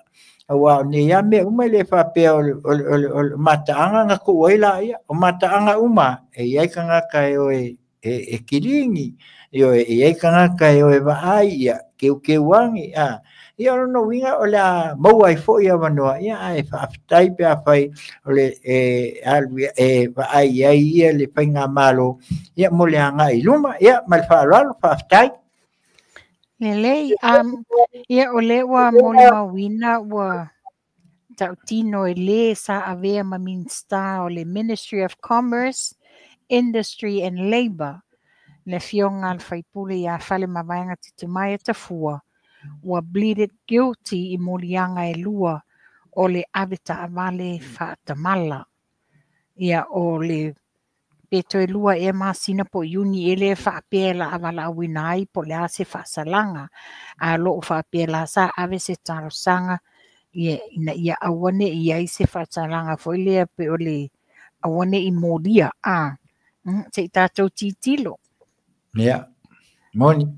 Mio la tau mana of not criminal but civil, right? Yeah, a mea leilo le. Wata tu te o langa tulanga i o me fa pene. Ia langa o taval la bea. Pe fa pe o le ia e pe moni lo sauna. Ia tatu tapo ia si tatu titilo po fia o le apaianga ia ono lewa mai manino a ia tulanga pe o nei ai ia fa tai o le o lono winga la o afia la waile le unga o yuni e la fa pe o le a la waile unga ia man tua foi pe ona sau no le fionga fiami no one is above the law a fai wa soli tu la fono ma tali molianga po la se fasalanga Ia, tamta upu so ai, o le fofo file mu o le whainga palota. O le vave, palota vave lea, o le tausanga le fast party, ia whaata apeina loa le palemini. Na ia mau ai se avanua mo se whainga palota, i le amatanga o le palota. Whai mai, o le fofo file mu lea e tu uai fe ese inga o loo whaawau pia o na whai. Which is tātou mawhauwhau whaale mawhauwhau ia. Wa umi na toso le neima tā upu. Wa umi na toso. Paula leo le awala. Tu uloa ai whaile. Whadwhenga palota. Whata apelo le palmene whadwhenga palota. That's the only solution. E tu uai le tau whai ma le tau lui ma le tau whaaleanga. Le mele tula i mai nei. O le apanga tia sa mua le nei mata upu. Malo, dai. Ia esen nei o le mata upu. Matango fie foi le mainga. E tasi ana o le awala. E le ia sisi awala o ka koe wha moi ia. E na ia taatia il polkiki. E tātou woloa. Ave po le a le fina ngalo le atunu. Wai se o le ato e foi mai. Ina ia whaawau ia le tātou whainga malu. Ai se upu koe whainisi negotiation mai isi mea. Se tātou tu ia le mea whai mai o le harmony agreement. O tātou le lava wā whai ngā mea. O le mea ngai e mau le mea foi le ngā uma whai mai. Ia vai o e chief kua kulai o le harmony agreement ngā. Ale mai le si meri e ave yo i le atunu o le settlement agreement. There's two different. Harmony ma le settlement. O ala ia koe ngā agreement whapea. E le toi mana o mia e Samoa. ia tūlanga ia vai atu al whaafonga le tātua tunu. E tasi a le tō wha e tatau na sa ili ai alo tātua tunu. Whai ngā pālota. Ioi, nā matu fo i la wau tua lalo le iau Pokalame. E le ai asisi vai fofo. Ioi, e whai ai fo il mele fong whikalai, ko e whai ai fo ilea, ko e whai fo il mai nawati, e kasia, a ua le ailo, si i uma, ko e whai ngā pāloka. Wai lem whai koe fo i kankai a le fuli mai, e wai lak whai ngā pāloka lai kiki. They are not going to go. Awa e mokingoa, e le sisi te ilo ia, e le sisi o lato e te tu lai mai. I te tongo o lato i tu malo, anga le wa umaonga, ka penga ia, e maanga wha upwhai. A o lona winga, e moniela o sau noanga, lawa mai le fina ngalo ole, ia tatu wolo il melunga, e le ko ia sisi mea, e pau ale mea iai, o le tatu wa aipe o lava ia le tūlanga o le lola palota. Po o taia mai le tūlanga lea. Ono le mai ta watu pe mai isi le kai a ko se pasfu pasengi pe mai isi a.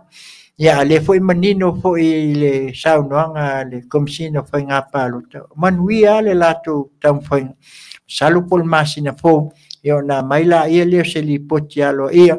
Ia o fea o iai a o totele ai lato. Ia mafa mai a le afionga le komsino foi ngā pālota. Vai e misi lo le aso le ia o lesi o mesa ia le me foi le pa le listala pa le la ko listala e luaf e le ko ia la sa bango ia lato e fa sala we na o tu la fono o umo na fai e le pe le mele na e fa nga pa lokale ia nga ka o kwa e le ese me a le mele le o fa mautino mai komsina ia tautuana.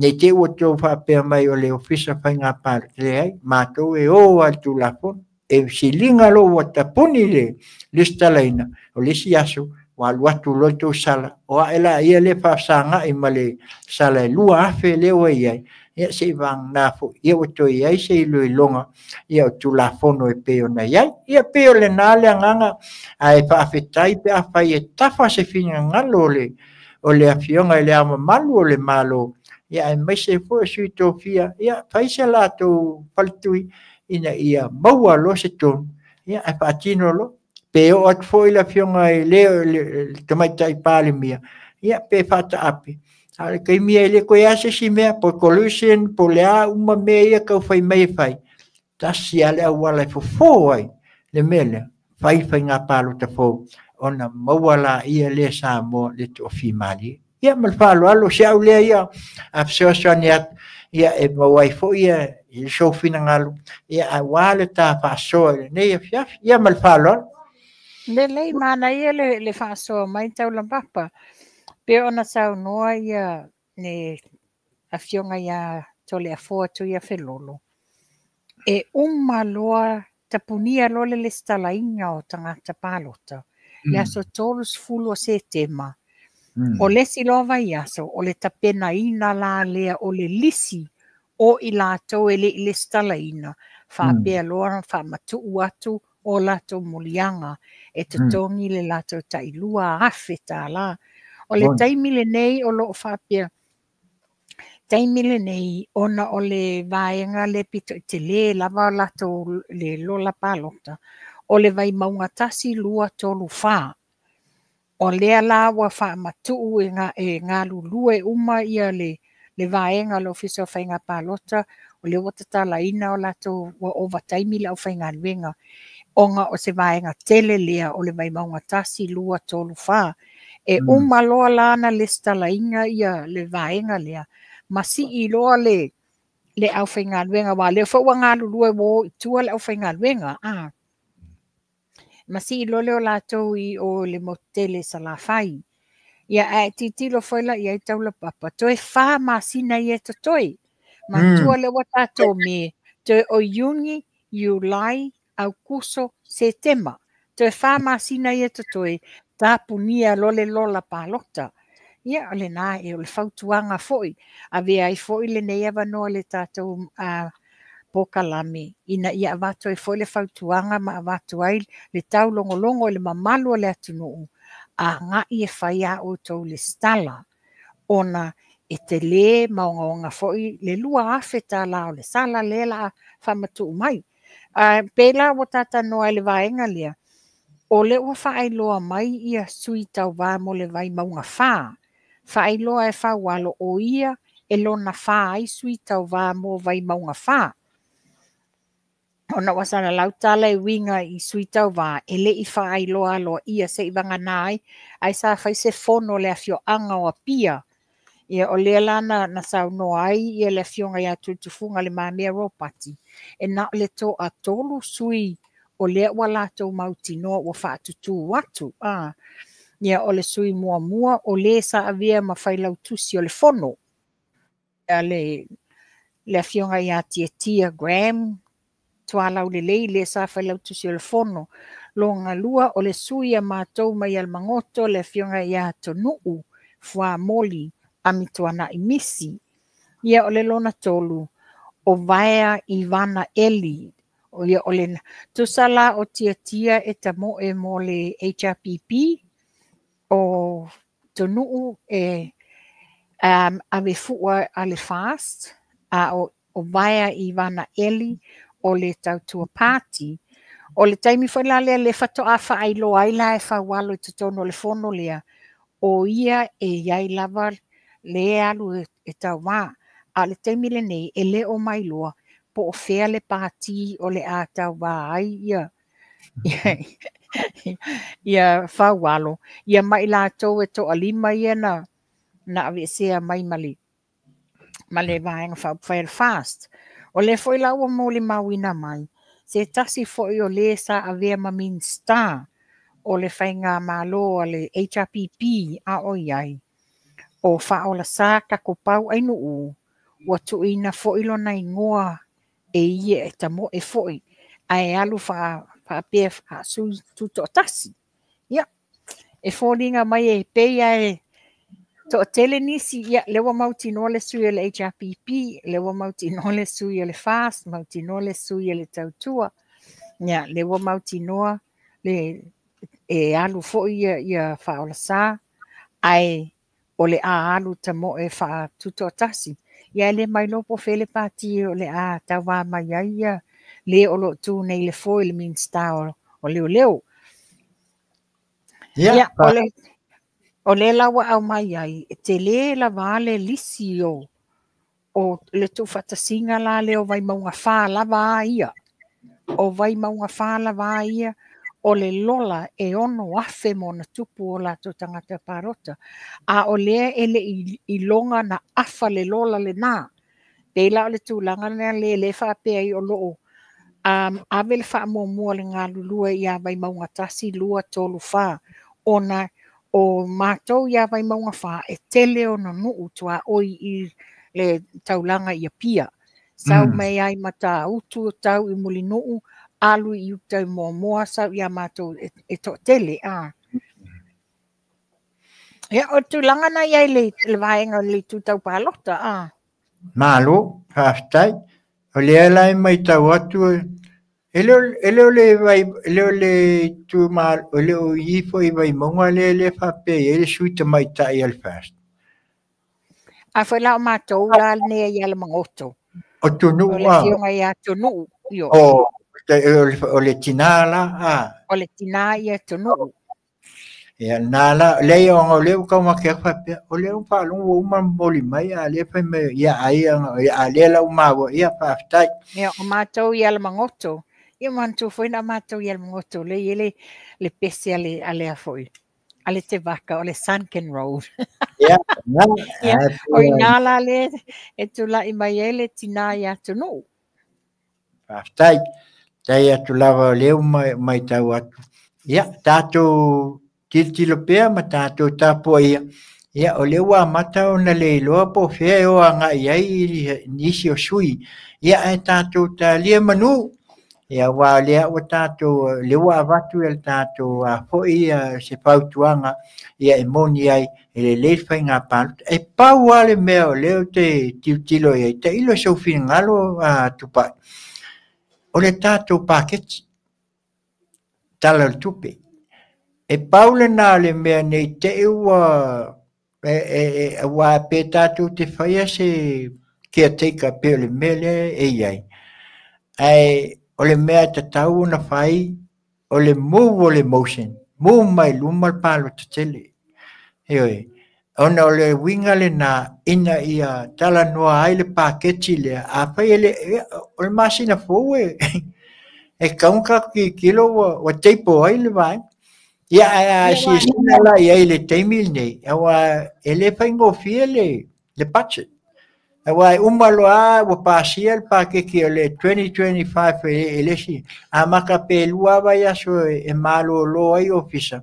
Ia koe a maka foi loa o nga whai ia le budget mo le si tausanga. A le budget la e so o mai pe a umale main ne pe a pasia, o supplementary.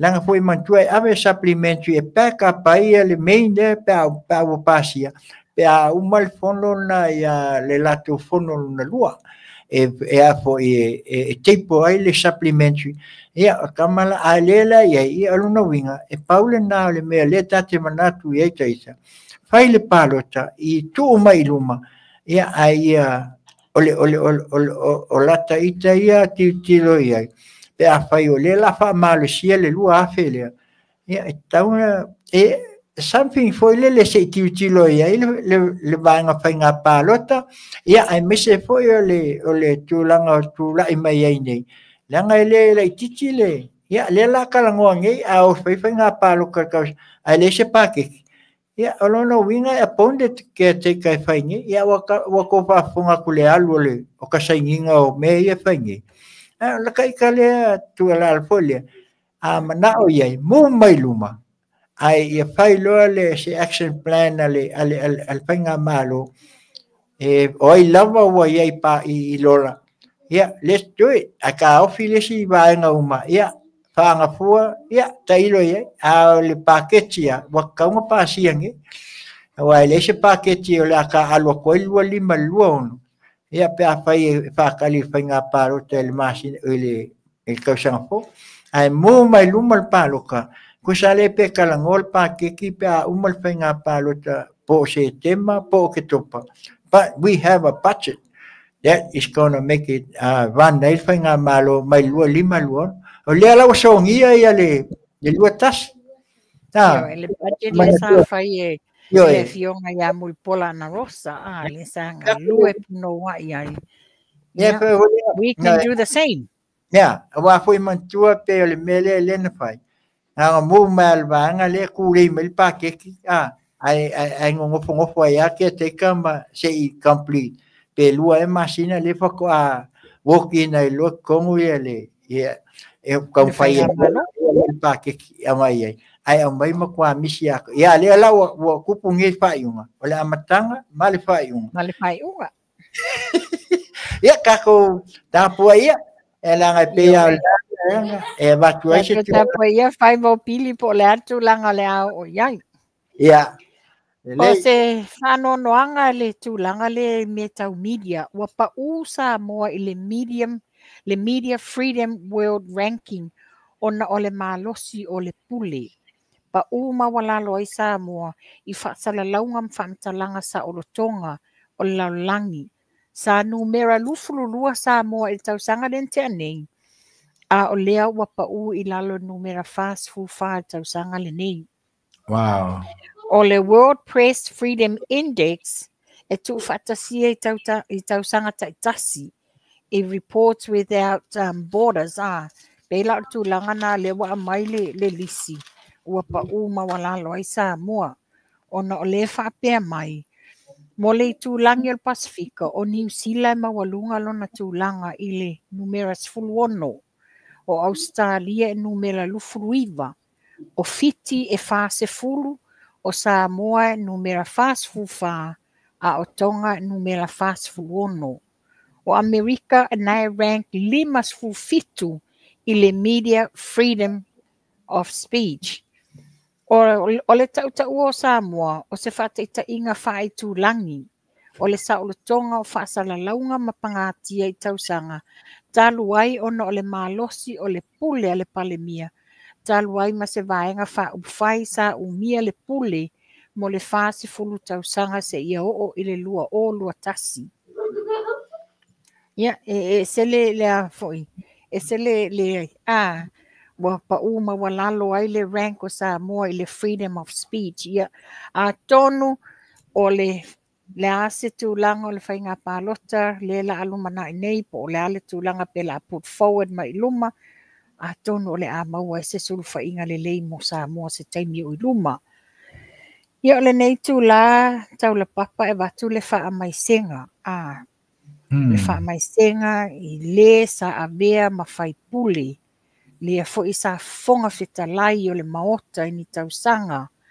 Le fionga i a au Dr. Penny Amina le avai.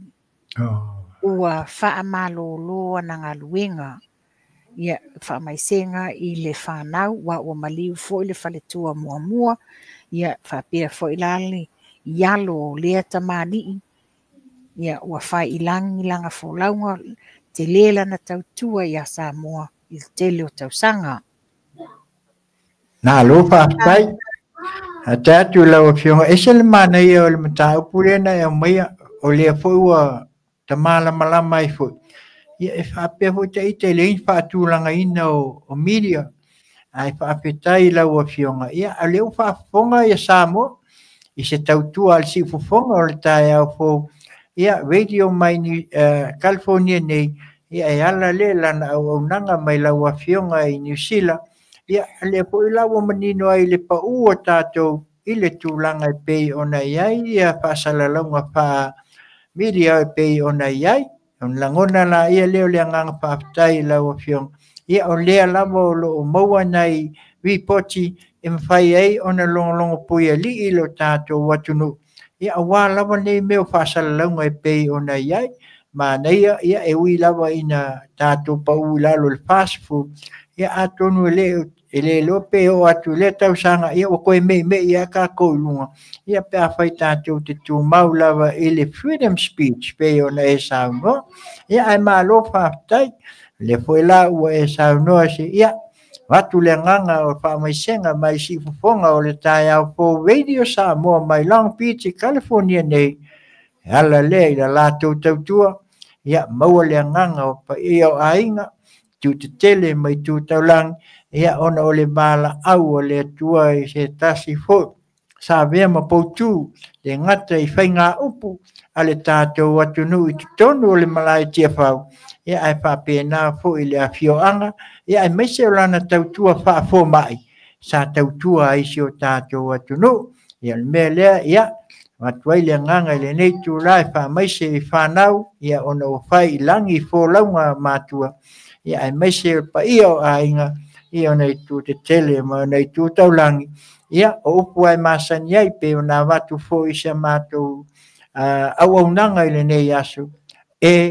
Ua mali liu toa, ua o mawai au penga o taua. Ia, alofa ngia le tua, ia maule nganga o wha maa pananga. Ia, ai mese o le tu malo, ia awa le anga, ia tu toi sau ninga o le fionga. Ia, ia wha pena o na malu tia puipuia. Ani fotu, ani mala o fotu ai mai, tātou talo le tua, ia sau mauli, toi sau ninga o lea foi au ona, tautua walo tātou atu. No, ia, sauno ia lau fionga tupai, pe ei sesi vaenga, ia pe o le o loo whaelonga ina nei i Samoa le se lau tolus fulu 5 tausanga. Talu ona tatalaina ma whaile au nanga a le a onga le e whakasa le ulumuenga Fall College. O loo whaiei le tele oni lātou whawhiawhianga mai le a onga i Malua Fall, whapea le a onga i Papauta, ia ma le ulumuenga tu whatasia o loo iai se ball tele e taualunga le nei whamoe i le vai aso le nei, o loo whaia le hola le tupulanga le e whakasa i songi. Ia e mana ia fo i tau mawhainga le nei polisi o loo o tau ai le to tele o le mamalu o tātou atunuu. Tai, ona e te sila fia foi tupai. O whailunga ina o tausanga o whainga malo, ia ai meise foi o a onga. ia pe ia se se lau 50 le whaatauaina o le awhai o tausanga talu na tūlai mai e pe o ina e mei pe fo tausanga o soifuanga wha soifuanga tangata ia o le lufultasi a mata mai ei wha soro lawa i tausanga o patino mauong a paule o le aonga se lau tolsful malima se lau tolsful malima tausanga ele io se lau 50 ia ele o te se lau ai o le se lau tolu lima lea o le tolu su lima tausanga na talu o na whaatu le aonga ma matalia mai ina e talatu o le unuenga li utu ali le mele na mata mai ai e le aonga ai o le se lau tausanga o i totonu o le lau mua i le unuenga ia le mele na le wa tu whaatasi ai ia wa atu se si whaapunga o le aonga pito matua le totonu o Samoa se lau tolu sful ma 5 tausanga ioi o le wingal na le whapea foi o le tūlanga o le aonga le e whakasa ia ai o le angangal na walai pe ono whai atu se lau 5 sful e whailonga lua se lau e whailonga tausanga whapea na e whaata ua ai ia ai se lau tolu sful 5 le ia le ua maua e tolsu 5 tausanga talu ona whaavae mai inai po whefoile tuanai po le talatu o le umuang. Ai se lau tausanga i to tonu lava o le lau mua o le aonga. Ia, tonu foi e au ngā foi lea ia e whaamanuia atuai foi ia le au aunanga si upofonga. Ia le atuanga o se lau tolsu 5 tausanga o le umuanga Paul College. Ia maua pele nganga ia o whamanianga wale au tawina o whanau ia le ngata i totonu e si o tātou watunu. Ia mai se foi nisi tama whanau nisi foi o atunu i whafo loa lala ma papa au si o tātou watunu. Ia wale au le tautua ia o onga a wale anga i luma. Ia manu ia tele. Ia luan tanta upu tau la papa. Ale e mai tau atu, o lo whai a pēr ni whaamasinonga i le vāo la fioanga o a whenga ma le visa le imoa. Tu sai i le tūlanga mea tau whanua. Ia, tātou tari tonu a tonu o lo o iai pēr se saonga le mua nei tūlanga. A wane tau tūla i mai le whaafita auli sa tūla i mua. Ia, te langa la o lo o solonga le lei o le whaapea whatoa wala au. Ia se a foi se fai unga le whaamasino le vai aso fau, po le masino fau. Ia o le mta upo muli muli. No tu ua whaamuli muli le mta upo le nei tau la papa. Ta te tau walunga ai, ona o le tūlanga lea, lo te whisilingia. How can the Samoa Observer keep mentioning ia lato news ma lato articles e whapea mai o le confirm mai le fionga ale komsina ia au apa au i mea uma. A o le ua malama Samoa i te tono o Samoa ma fafo mai o Samoa. O le ua malanga le komsina i Australia, Queensland i Australia, i ngā luenga wha o onga lo malanga ai. Ale nei lawai au mai ia ua wha maonia mai le komsina wha. O le mela le whesilingi ai. O sao e nei aricles ma nei wha maungai au mai. Wa e te tau na amai tonu po o ai le sa wai sources. Ia mantua e le mwhaina o lawa i Australia le komsina. A le lava a mai lava news. E sa whai tau atu foi nei. Ne whapea ua confirm mai. Mai lava ua confirm le fionga le li i komsina. Ia a lawa i Australia le komsina. O ai la le confirm inga nei ia lato news ma articles i lunga newspaper. Ia na o se fautuanga na le na umafofau. Wa lus fufawa i aso le ua malanga ai le komsina ia o onga lo whaia i Australia. It's almost 6 months. Ia, manatu le mata upule ua e saunoa ia i tawalunga ai le ta pokalame le neitula le fiafi. Ia pei fo na maua e si vaenga fo le mata upule sa saunoa ai. Ia, e tūlanga lava o le pei ona iai ia le whaamoe moe fo ia ai manatua ia E aí o le mtau pule mulmuli. O esi la fia. Essa político la esse e la ua tilo e pingata ia una tato fa sengaina. Pe afa pe something they involve on political side.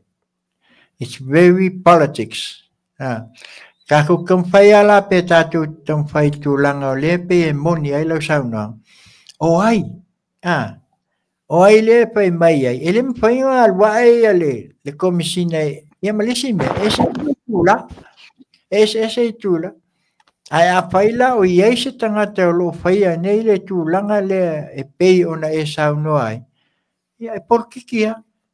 Porque que aí é peona essa lealtade vai aí ia ya mas ele se me foi le observa e vai tu foi le avião aí a sano foi voleva na maputa ia só ao isamo ya e moni foi le avião aí ia saber e mal faltua ya e peo levo tu lá mai a meia Tele o articolia mai I matato titilo iai e makua kailo e so sifia o ia não fai kaua la makanga ngaka e uma loa le tap o musura ko fai kau e mai bawi fulo tato taimi o le winga o la uia tala e moni le leila usau no awa aka ko kilo mal fai tau fa e o ele mele ia o ai la le fai mai o la confirm ya confirm o la lu o ngo masinga la lu ai o la o le ai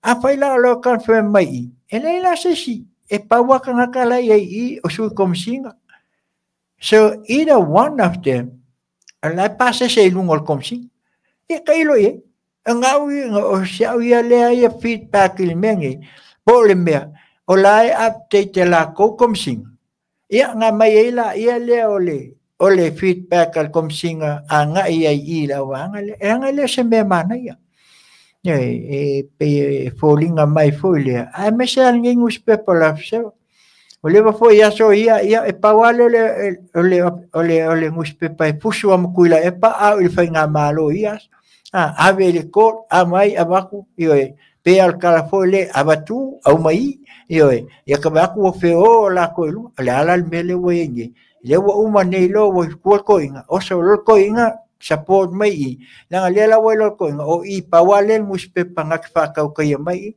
ai si la fiere le tupa ele o kali ase si ol fast me piko si nga le o media ia ko como fai kali ai le ai ma se si o tai ol fast e mai mo son kimi e tali pe tato te tu al tato ia faso ka kom fai kali inga ia ka ko fai ia malama la tunu confessa o so sne a fai la ko ka alo e polki soli io polki ele se me fonge voleva fonga ma ko polki ma ko ia vai atu le fionga ia tu pa ia o ko nge ia fa pel tu langale ia na ma tu fa pene ia tato fai malu faiva io pe ona monia sa unanga le fionga pa ia tau no to tilo mamau tu langa ia ele mali ia ai matu te fai fo ia wa aolo kaka aro polki ia ese polki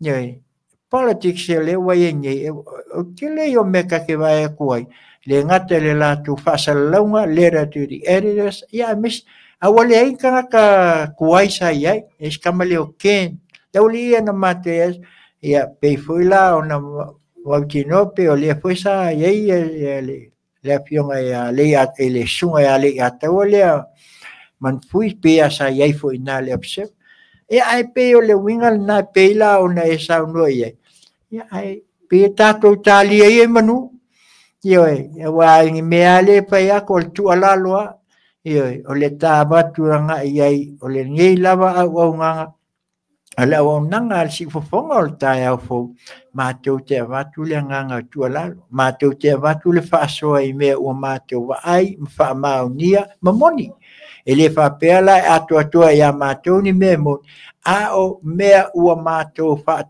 o mauai e ia fa maunia nei te ua whapea ai ua mātou no whawhatufua se tala ia sisila la ia I pasene ia ele kake le I whaalongo a ia I social media wa mai asun ia ai whaafitai la fionga ia tupai ia leo kako lole mele kako ke ia o le whaase furu le levo le kako ke ia ia vai Amerika ke le ai lima sufikul mele town for la ia nga ia ai no le winga le nai pe ona sa no le nei tula ia pe ese simea ia le ai ia taol ta wa mai a se fate atu le ta asia ia o le toe fa manatu o le aso luas fulu fa o le masina le nei o me e fai ai se tu fata singa uma o tangata le asia ia mai lato fo e mai se le tina ia lusi hakula ia o lela ia le fono tele le la fai la solusu fa mati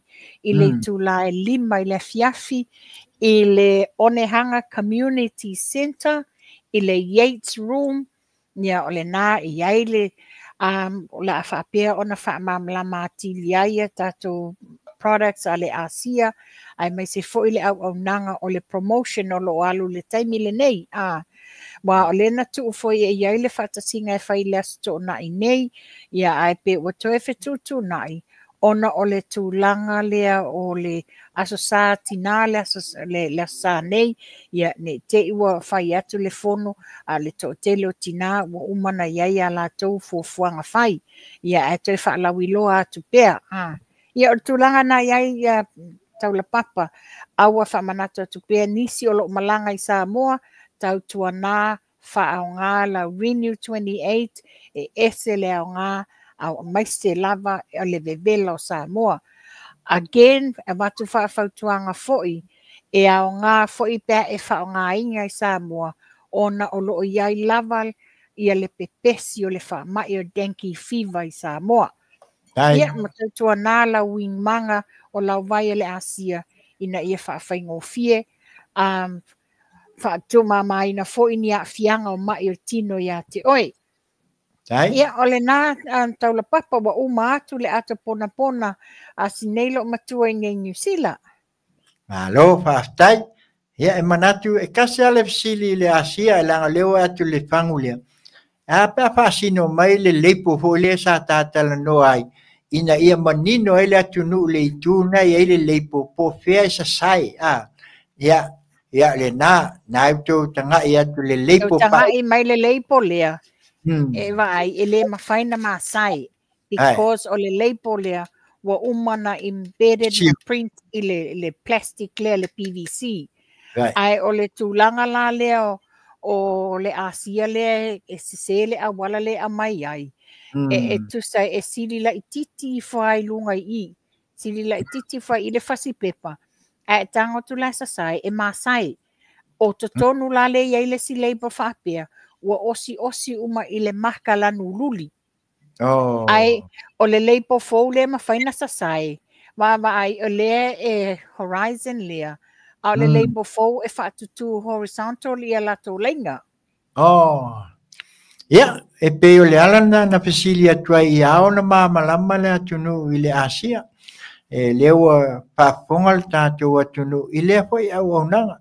Tasi leo vai ua lau I loa le ngata I Samoa a le nei lalo langi atoa ia aua ne ngalo sau whangu Asia tanga I le whaasino mai a leo whaasino mai ai le leipo lea tango sai atu loa e iai le pepa ia na I loa la ia lea ia e leo se vai sa to e alu loa to e whaafo I le lei ai pai a mai lau tupe ia ai le ngata e fo I lea ia e mauti noa ia nisi foi o kulimi e pe ona iai ia e pe ona iai awa e tano a kanga kulo esa sai ai ba ai ai ni osi foi leo iai ia na e halu fasino iai le mena mai ai ba ai o to e le va le foi nei fa nau se tu lo la fa ponga Samoa mai o le osi to tonu I a le po sa o le na o to osi ia o le ala na o to sa o to fa foi atu la to Asia a le a whaatau lau whamu Asia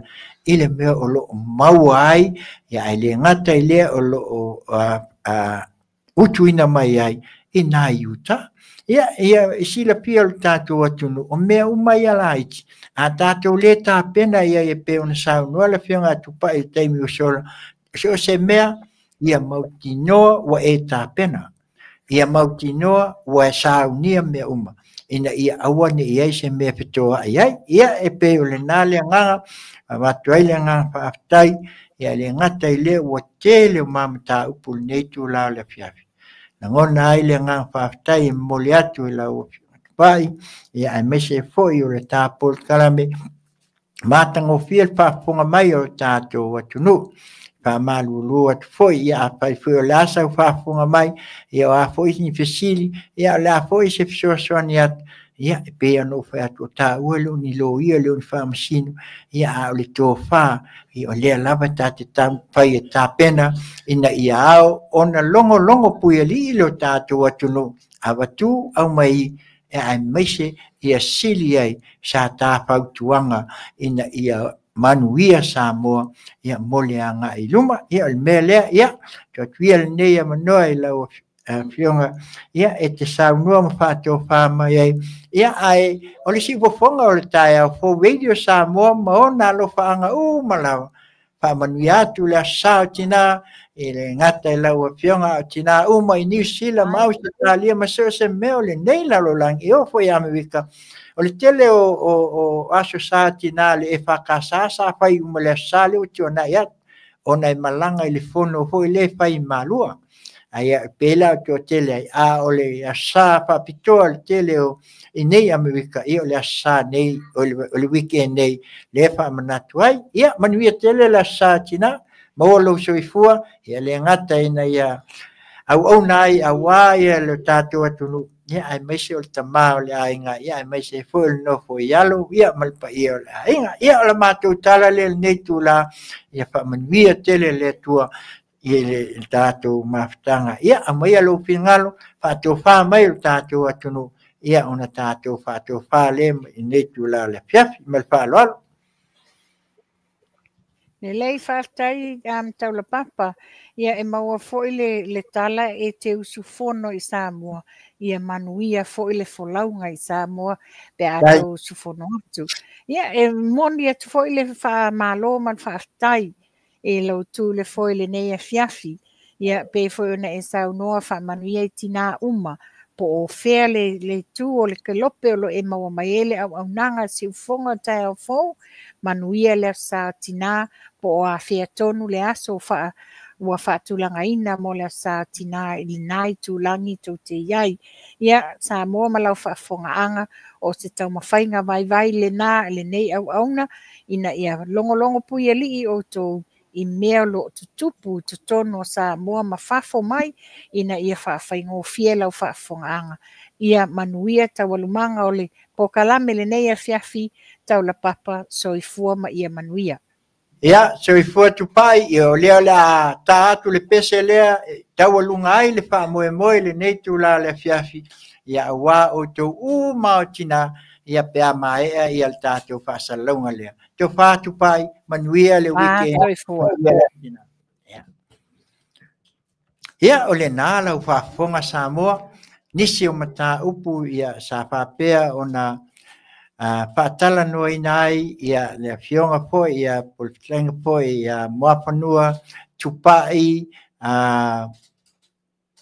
Macheda, Levi, mai New Zealand, ia se tasi foi tina o leva foi ona ia ile au onanga matautua, ia awa lava ia le longo pui ali, ia le ngata i tala mai Samoa, tala i tutupu mai so se tu le lalulangi, ia o ia lava leo lo fai foi ma mātou paanga, ia e whapena ona mātou whasoa atu ai, ia awa lau whafonga anga Samoa, ia pe ona mai ai le ona whenangalo, mātango whir tele mta upu lei, ioe, pe ona tau whafonga mai ai, ia o leo wa amatu au mai, ia ai mai se foi o nisi o tūlanga e pe ona o tau whafonga ai, ia ona sa motusia le tātou pokalame, ona o le whātala noanga, ia ai manatu o lea la tau alunga atu ia tātou pese o aso whanau ma aso fia, ia o le atatu leo anga i vaenga pese muli ia fa mai le pese le fa tete manu ia tele o to aso fia manu ia tele ia aso au wa ai mate ia o aso ia le pese le e mai le pese fa tete manu marana pese a mai le oe te ufungala ai aloka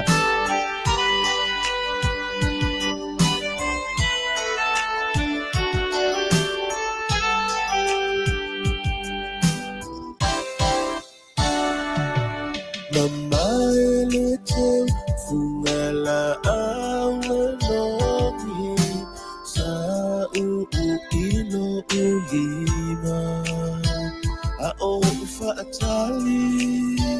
fatali mo le pele ya ita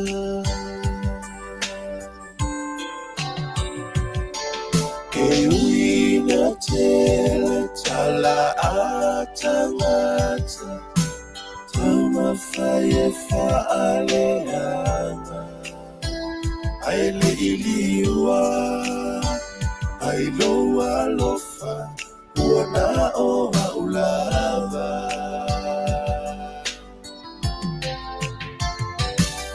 Le fili malosi na teena Talua lua lofa faamaoni Waliwai lo ureola se ia owoti alofa na funa ua ota uatu te uane isi o fatu pe a emoe ia fai sauniti Malie Moabu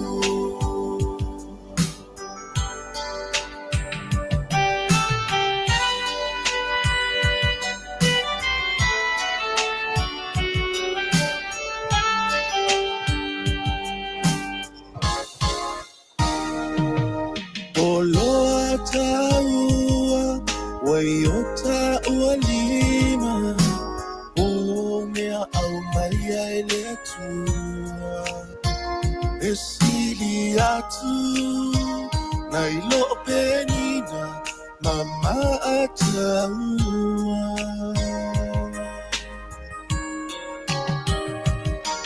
Kalue matuli Matai iluma Selumana imo itaua Ai ole alofa O se la mepa Ia tuyo talua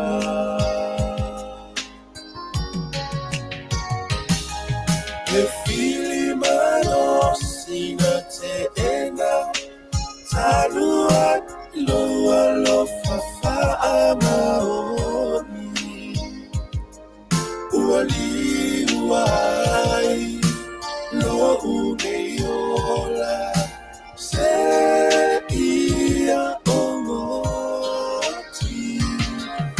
alofa na funga ua ota uatu te uane isi o fatu pe a emoe ia fai sauniti malie moabu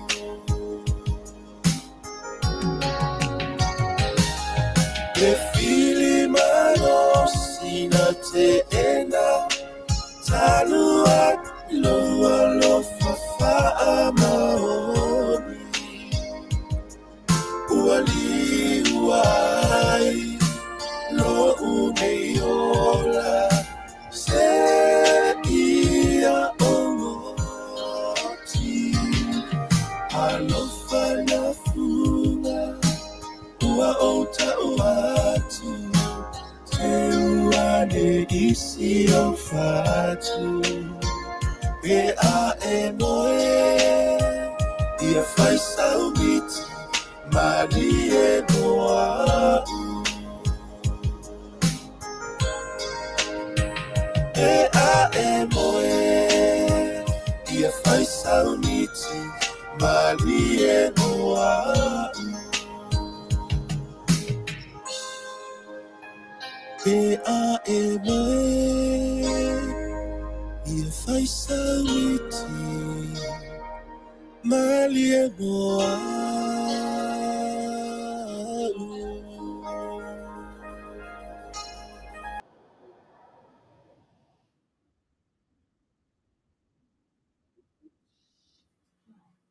Ia, o le taualunga le nā, o pese o aso whanau, ma aso fia. Ia, ai mai se foi o nisi, foi o whamanatuina, ia nisi lava foi o fuafuanga awā le nei weekend, ia mātou te whamanuia atu ai, ia ai mai se o le tātou mawhitanga. Ia, o le pese la lea, o le taualunga atu ai, ia le nei a fiafi, o mātou alofaanga umalawa mo o tau tina. Tina la iti. Tina mātutua, tina ia ua o toi utaia. Ia o nai tina fo i e pe tina mālolo, ia ai maise fo i o whale tua o whaawhiangainga. Ia ma le tele o tina mātou te moli atu o mātou alofaanga, ma whaamanui atu, ia le ngata i le aso sa o tina, ia whaapena foi o na mana tua. Ia ai maise foi o le tasi foi o le awhine. Ia peta masina. Ia o na aso whanau le aso sa. Aso sfulmal tasi. Ia manuia lo aso whanau. Ia manuia foi o e tina le titi. Ia wale anga i luma. Ia moli whaamanuianga le tua. Whaamanuia le tua le aso tina. Ia le pese la lea e tawalunga ai whai mai. Tina ea o te alofa. Ia, usi mai alau whako. Oh,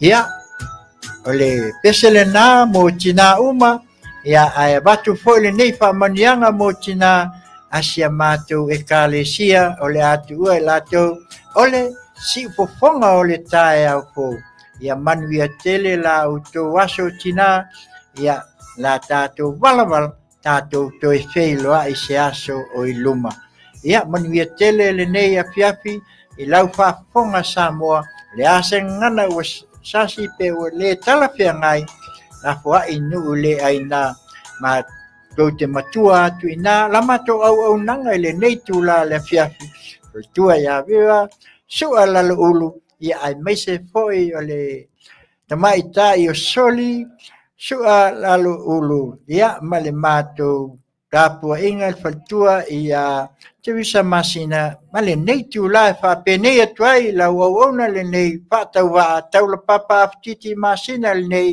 happy Mother's Day. Manuia tele le afiafi tō pa soifua.